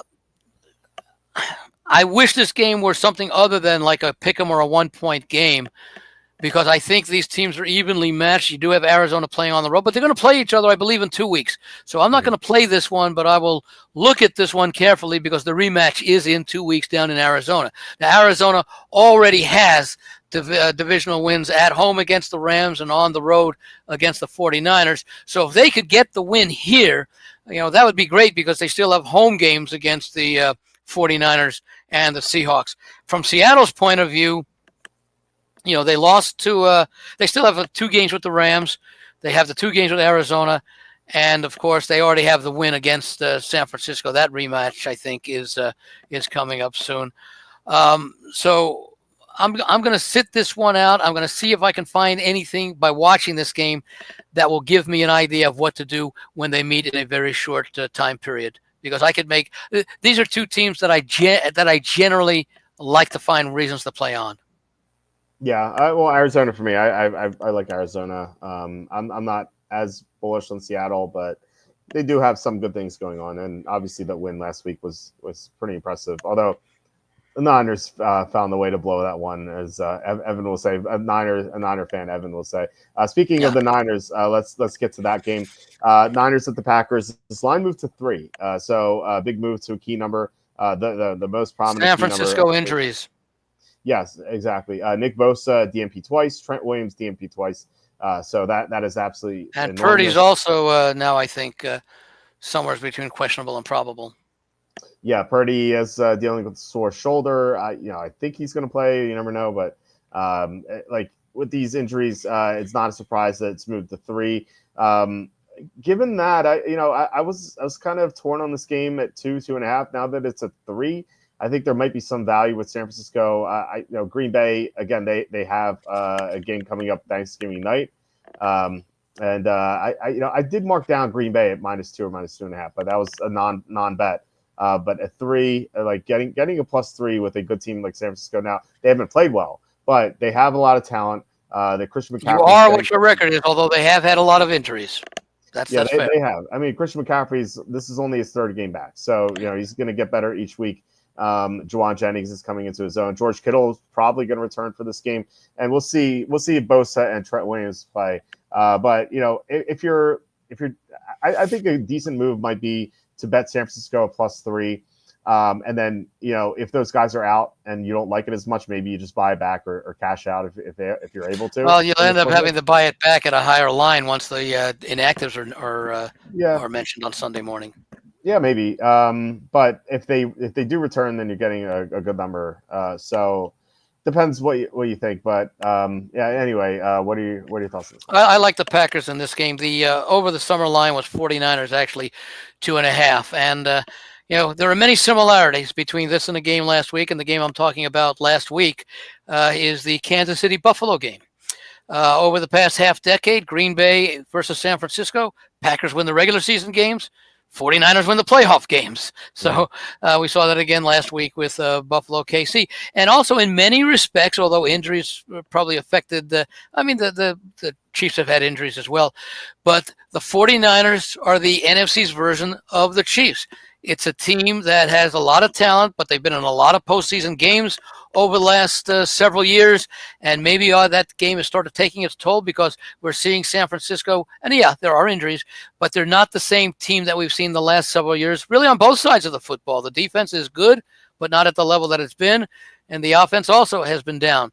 The Packers, I think, are a team that has been showing some improvement over the last couple of years. Love, of course, still growing into the position. He had a strong finish to last year. The Green Bay defense has acquitted itself nicely. I think it's a good spot for the Packers. They do play 4 days later, but this is an important game from the perspective of the playoffs and seeding, because right now, you have to believe Detroit is going to win the division, be the number 1 or number 2 seed. San Francisco, we don't know where they're going to finish in that division, but it could very well come down to this game having wild card implications. And they're getting them at home. They already lost at home to Detroit. So I think that they'll be looking at this as a key game, even though it's a non-divisional game. It is a game that could have playoff implications. I'm not so sure that the 49ers win the division. I like the way Arizona's playing, and I like the way the Rams are playing. Maybe not necessarily this coming Monday night, but I do like the way the Rams are playing and the run that they went on at the end of last year. So I'm on Green Bay. I got them at the -2.5. There was actually some 2s out there for a while before the news today, and I would still play them at -3 because I do think they win this game, especially with these injuries on San Francisco. If they're DNPs today and they've had a recent issue of recent injuries, how many of those players, if they do play, are going to be close to 100%? Yeah, no, I mean, we saw it with Nick Bosa last week. He was DNP all week. He played, and then he missed the second half, and Seattle came back. So, yeah, you're right. I mean, you never know how they're going to perform if they do play, but you do have to kind of expect that there's a good chance that they'll be knocked out. Where would you rate Brock Purdy and Jordan Love at this point? I mean, how would you rate them compared to each other? Who would you rather have quarterbacking you for 60 minutes? I think that Jordan Love has more talent, but he's so erratic with it feels like he makes a lot of mistakes. I think long term. I'm talking about this season when they're both healthy. I think I'd rather Purdy. Season. but it's not an easy call. No, I'm actually kind of curious where they are EPA. Yeah, because I was going to say, who would you rather have, Jordan Love or Purdy's backup? Okay. Who is Purdy's backup? That's a good question. Let's see. Let's see. Johnson's retired, I think. Finally, it is Brandon Allen. Ugh. Oh, that's right. That's very rough. Brock Purdy, by the way, number 1 in the metrics. The number one quarterback. Is that the one that? Oh, that's the one that 2 is number 4. Yeah. I have some issues with whatever they're using to base those rankings. Well, Nick Mullins is 13, so you might be onto something there. I don't get that at all. Anyway, we have a super chat $4.99 from Joe Fascio 2190. Thank you so much, Joe Fascio. Second time this week. Really appreciate it. It says, love the Packers in the spot. Thoughts on money line Tampa, Denver, Packers, and over 46 points in Miami/New England, plus 40-32 odds. No value or okay. Man, so I do like Tampa and Denver, and if you like the Packers, you toss them in. It feels like one of these teams could lose. Like they're only 6-point favorites. These two teams, Tampa and Denver, and then Packers. Like I'm not crazy about, but like I said, if you like them, and then the over, and that I'm not really good with totals. So I don't like. I don't think you're getting enough value here. At plus 432. No.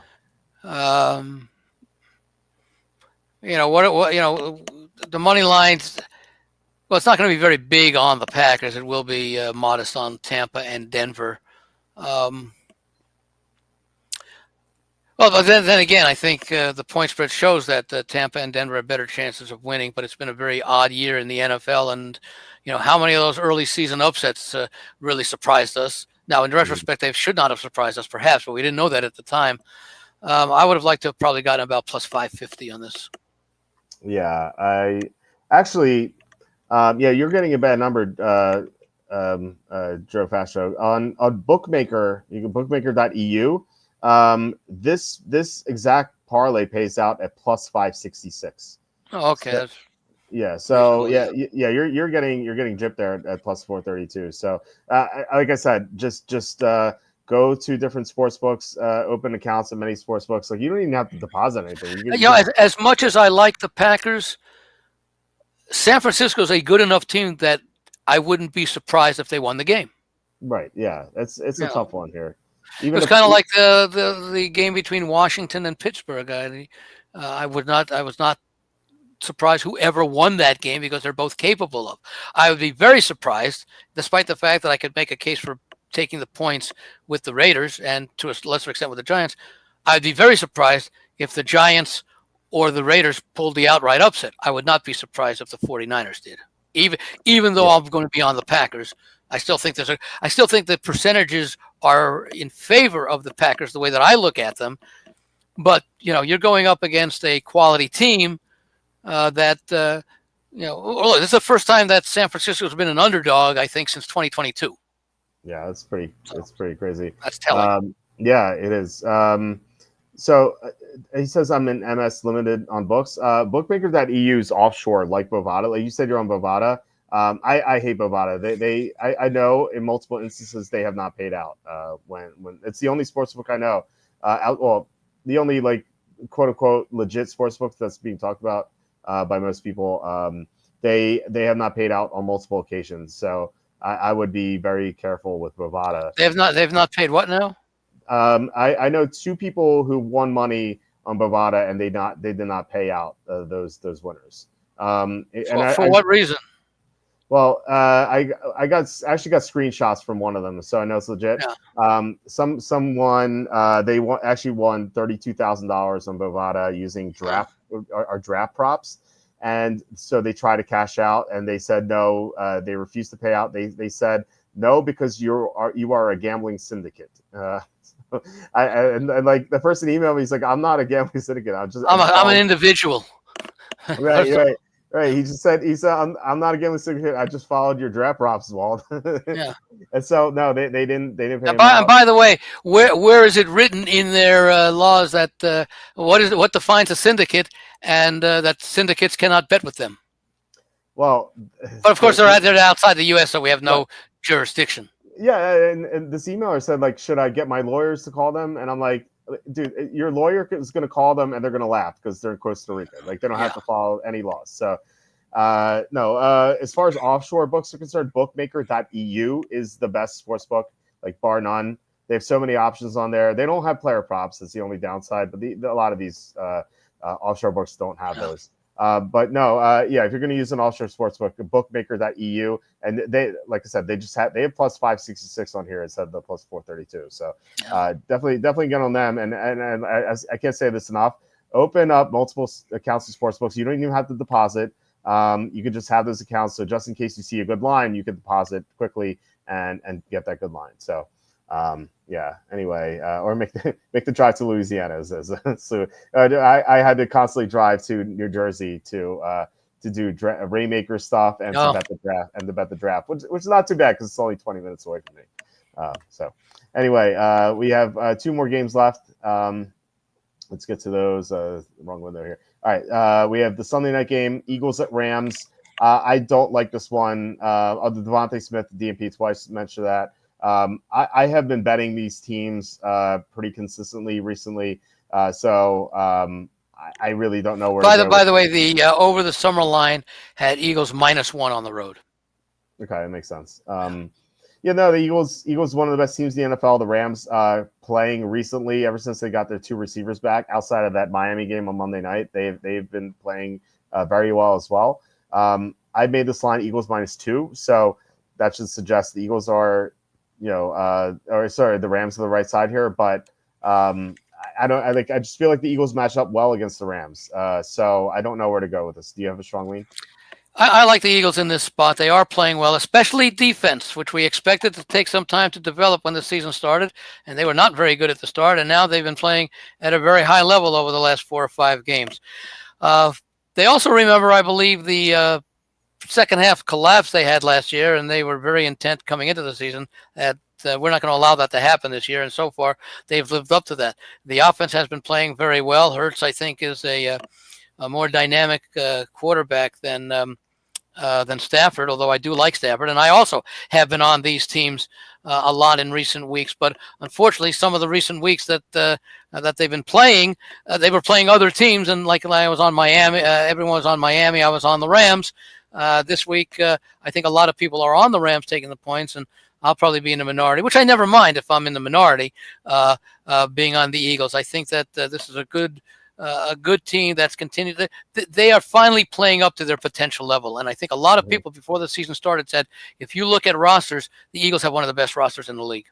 Yeah, I thought so. I bet them to win the Super Bowl at 17-1. I bet them to have the best record in the NFL at 18-1. So, I hope they get there. Carter says Eagles are my favorite play of the week. Please tell us why. He says great matchup. I'd love to know specifically. All right, let's get to the Monday night game, also in LA. Ravens at the Chargers. This was, I think, our biggest disagreement on Tuesday between me and Evan. Evan, good, because I like this game, so I know I'm going to agree heartily with one of you two. I read your newsletter, so I know. Oh, okay. You know which side I like. Yeah, I know what side you like. So Evan likes the Ravens, so that should tell you. I like the Chargers here. So I think that the Chargers have been underrated all year, and I know they've been playing some bad teams, but they've crushed these bad teams. They competed well against the good teams too. Like their only 3 losses were Monday night to Arizona when they were missing some players.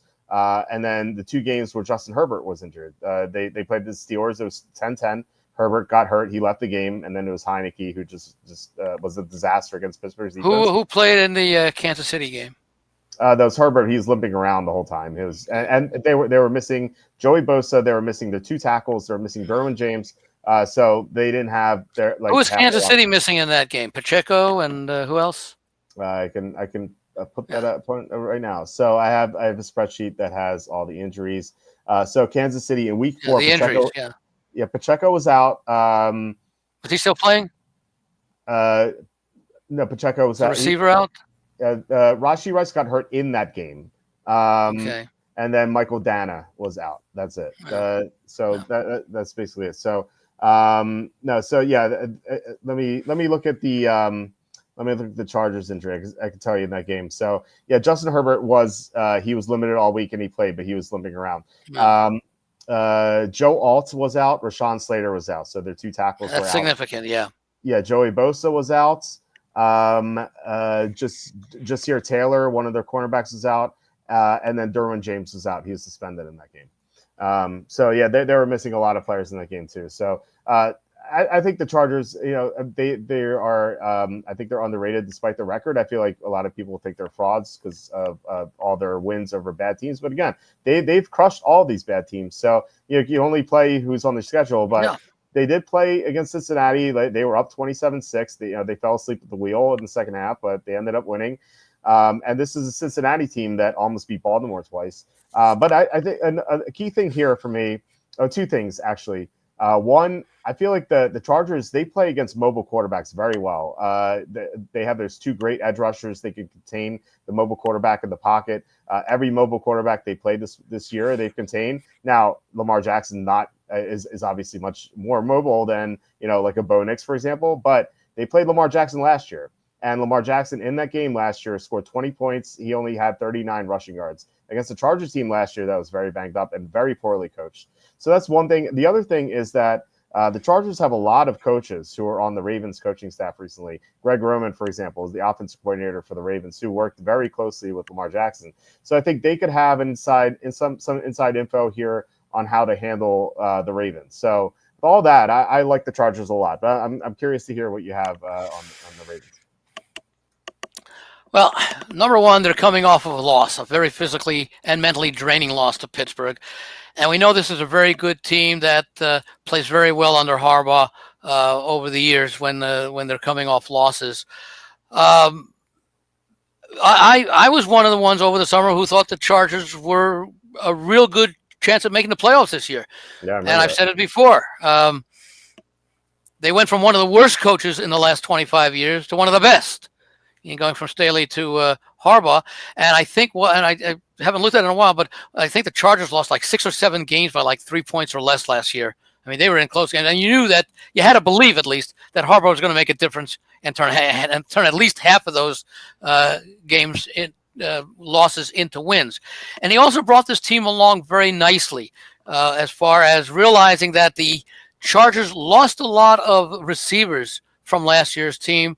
And they lost Eckler, but they replaced him with a couple of injury-prone guys who, oddly enough, were with the Ravens. Dobbins and Edwards.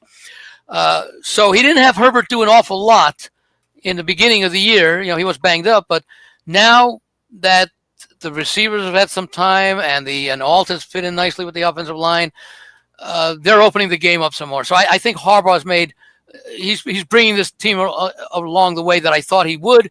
Or no, that he should, and that he probably would, and that he certainly has. So I'm very enthusiastic about the Chargers. I just don't like the spot for them coming off of that big divisional game. The big game last week against Cincinnati that they had seemingly in hand. It does cause a little bit of concern for that defense that has played well, but they did not really face an offense anything like the offense they had last week in Baltimore. And for some reason, the Cincinnati Bengals figured something out at halftime that enabled them to do to the Charger defense in the second half what nobody had done in previous games this year. That's where I think the schedule that they face, because what would you say is the second best offense other than second to Cincinnati that the Chargers have played this year? All right, let's look at this. No, I wouldn't say Kansas City. No, I mean the Raiders had Devontae Adams, but no, obviously not. Let's see. No, I wouldn't say. Well, yeah, I wouldn't say Kansas City either. Denver has been playing better recently. They not when they play. Yeah, but not when they played the Raiders the first. Remember, Chargers were up 23-0 in that game, and Denver got some late points. Oh, Arizona is the second best offense. Arizona is actually ranked first in offensive EPA right now. So yeah, they held Arizona 17. And yeah, they lost. I don't agree with Arizona under almost any metric that you can understand the calculation.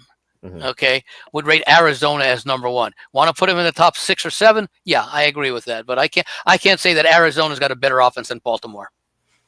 I can't say they've got a better offense than Cincinnati. That weighs Buffalo.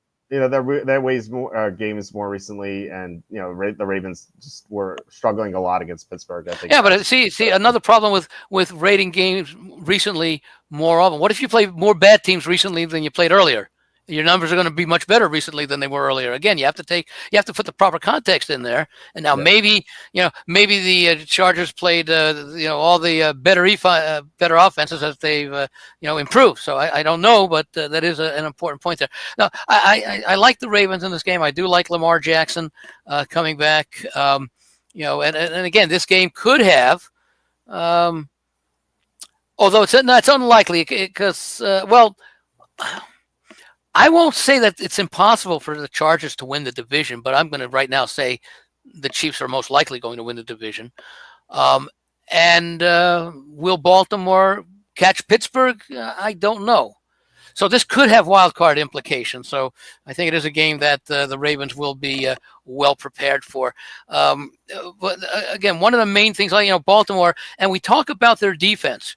It's not the same defense that it was last year because it's so unbalanced. They are number one. And again, using some of the basic ones, they are number one against the rush. Let me see where the numbers are. They are the number. Okay, they are number. They're number two in rushing for 177 yards per game. They're number two in stopping the rush at 77. They are number three in passing yards per game. They're number 32 in passing yards allowed per game. Well, that has a lot to do with the fact that A, opposing teams can't run on them, and B, they're often playing from behind against the Ravens. So that sort of makes sense. With the Chargers are pretty decent against the run, and they're much better against the pass. But they also the one thing that the Ravens do not do very well is prevent points from being scored. Although they're actually overall defense number 26, largely because of the pass defense. They're number 23 in points. Chargers are number one in allowing points. But again, a lot of that has to do with the kind of offenses that they faced. The other thing that I had on the thing about this should be a well played game because the Ravens and the Chargers are very good at not turning the football over. Just seems to me that Jackson and the players around him are better overall than what the Chargers have on offense. And when the Ravens need to make defensive stands, they've been able to. Yeah, I will say an injury to look out for. Ladd McConkey was DNP on Thursday, but I mean, it's only one practice. So wasn't there someone else on the Chargers who was banged up? I mean, at this another point, receiver, one of the other receivers. Let me see. I'm gonna look real quick. So Chargers, I'm not seeing. Desmond Perriman was DNP. As far as receivers, no, I'm not seeing another receiver. All right, this line is exactly where it was in the offseason. Ravens -3. That's interesting. K-Make Eagle, $4.99 super chat. Thank you so much, K-Make Eagle. I really appreciate it. Rams or Chargers +9, and next week Philly +9 versus Ravens off a short week, and Seahawks +7.5 at the Jets. So I definitely like the Seahawks +7.5 at the Jets. Yeah, because if that indicates that the Jets are favored, when will people learn? I know. They had that one favorite cover against Houston.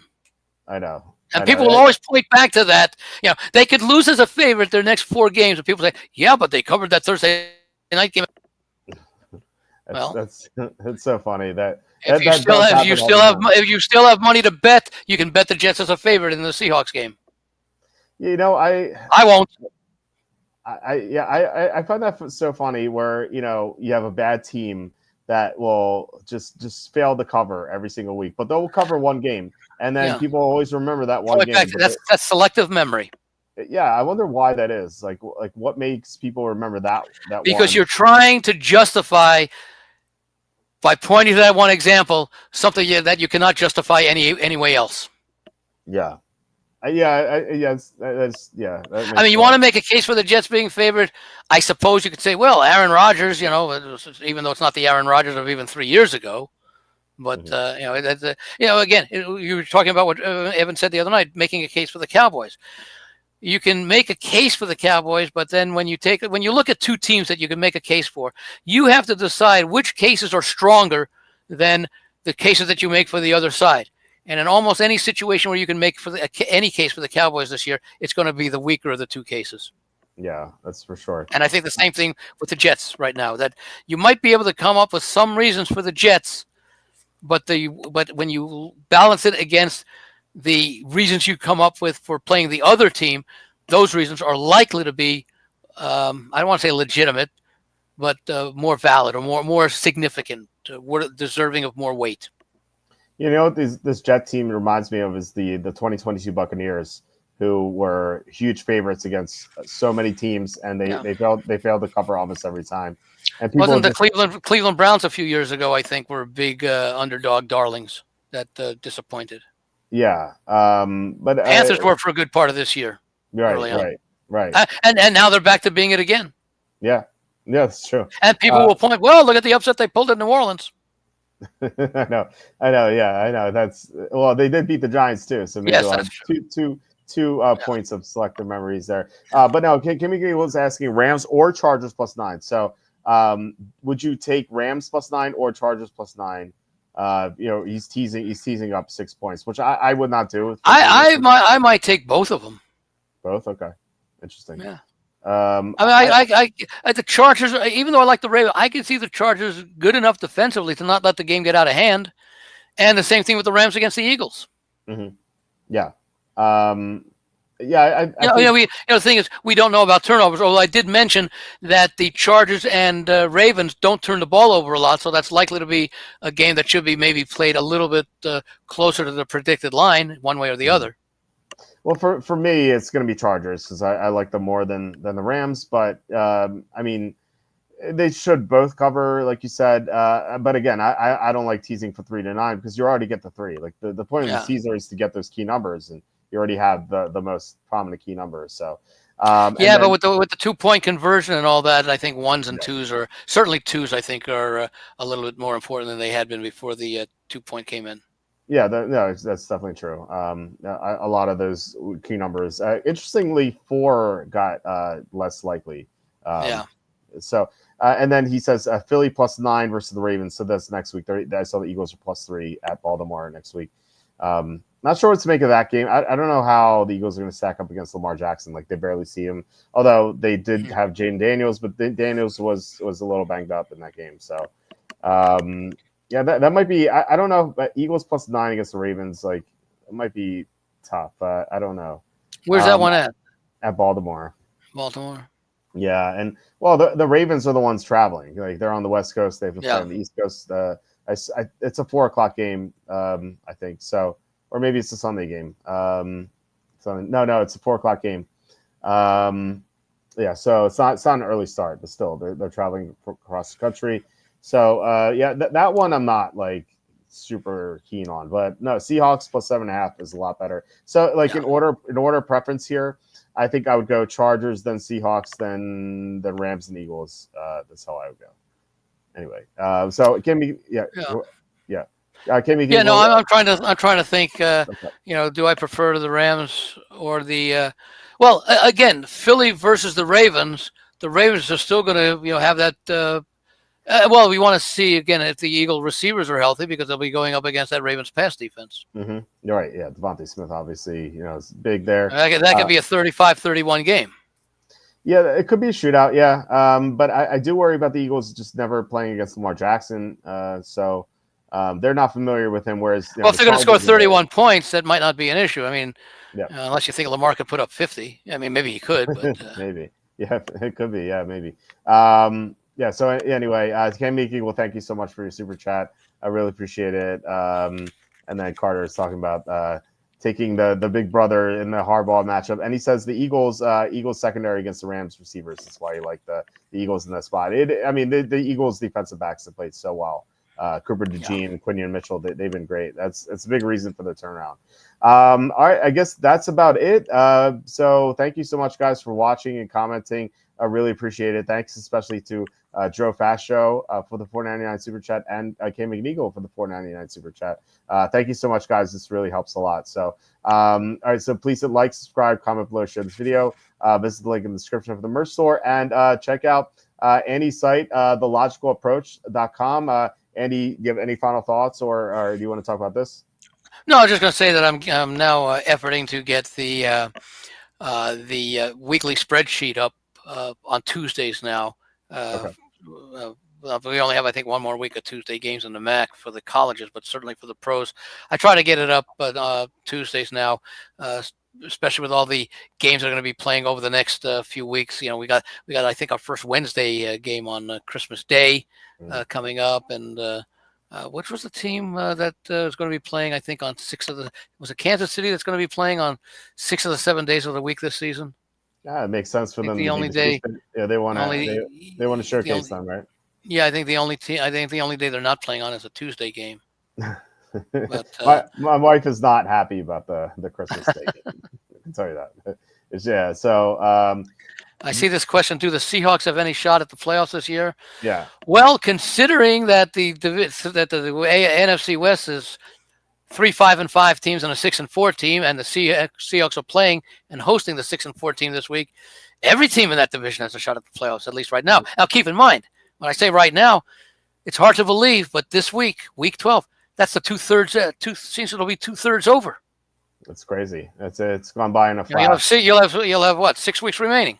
Yeah, yeah, you will. And by the way, there will still be some teams that haven't had their buys yet after Thanksgiving.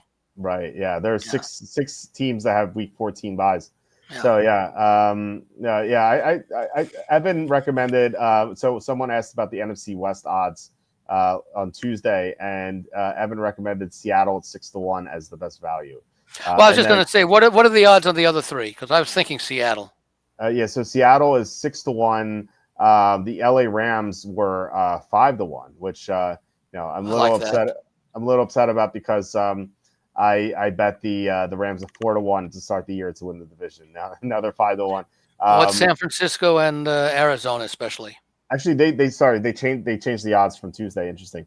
So now the Rams are the biggest underdog at 5-1. Seattle is plus 490. San Francisco is plus 340, and then Arizona is a minus 115 favorite. I don't know how you can pass up plus 340 on the 49ers. It does look good, doesn't it? Yeah. Their pedigree, I mean, and again, remember all those injuries we talked about, they're getting healthier week by week. Yeah. They have the experience. They know that they can do it. They've done it before. Mm-hmm. Yeah. And but the Rams also healthier. Now they didn't have the receivers. Yeah. Where would the Rams be if they had Nakua and Cup for the whole year? Where would the 49ers be? Yeah, no, if they had their key players out. Yeah, on both sides of the ball. So right, those two teams are a lot better than the records indicate. But we'll see. We'll see if Nick Bosa and Trent Williams play. So, so I felt like we go on as that. Now part of it, part for the 49ers. I mean, they did lose at who was it? They lost at home to the the Rams, right? That was in LA. They lost home to Arizona. To Arizona. Okay, and one of them did. Seattle. They have a bad divisional record, so that's hurting them here. So I think that's baked into the plus 340. So that's still a very attractive. That's still a very attractive price. Yeah, no, I agree with that for sure. I think I'd take a shot on both of them. It's something I did with the NFC North. I took shots on the Lions and the Packers to start the year. They were both plus something. So I thought, one of them wins, I'm gonna win money no matter what. So, which was the one? I think it was the NFC East. Where wasn't that the one where Dallas opened as the favorite and then quickly got bypassed by the Eagles significantly? Where the Eagles, I think, went off at like minus 150 or something like that, and the Cowboys were actually plus a little bit. Yeah, that's what it was. The Cowboys, by the way, right now are 550-1 to win the division. Yes. Yeah, good luck with that. That's throwing money away. 500-1 to finish the season. Right, exactly. Giants, by the way, 2,000-1 to win the division. So you could make a $10 bet to win $20,000 if you really want. So anyway, guys, thank you so much. Except at Bovada, right?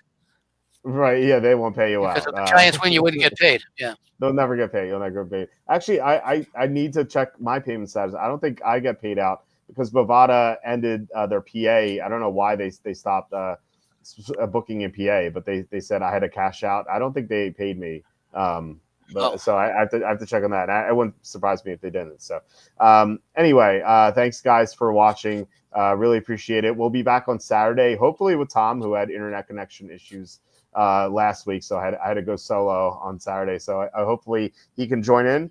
And then full schedule next week. We'll be on Tuesday, Wednesday, Thursday, and Saturday as usual, even though Thursday's Thanksgiving. So we'll be on then. And Andy, thanks again for joining us. I love having you on the show. Always a pleasure.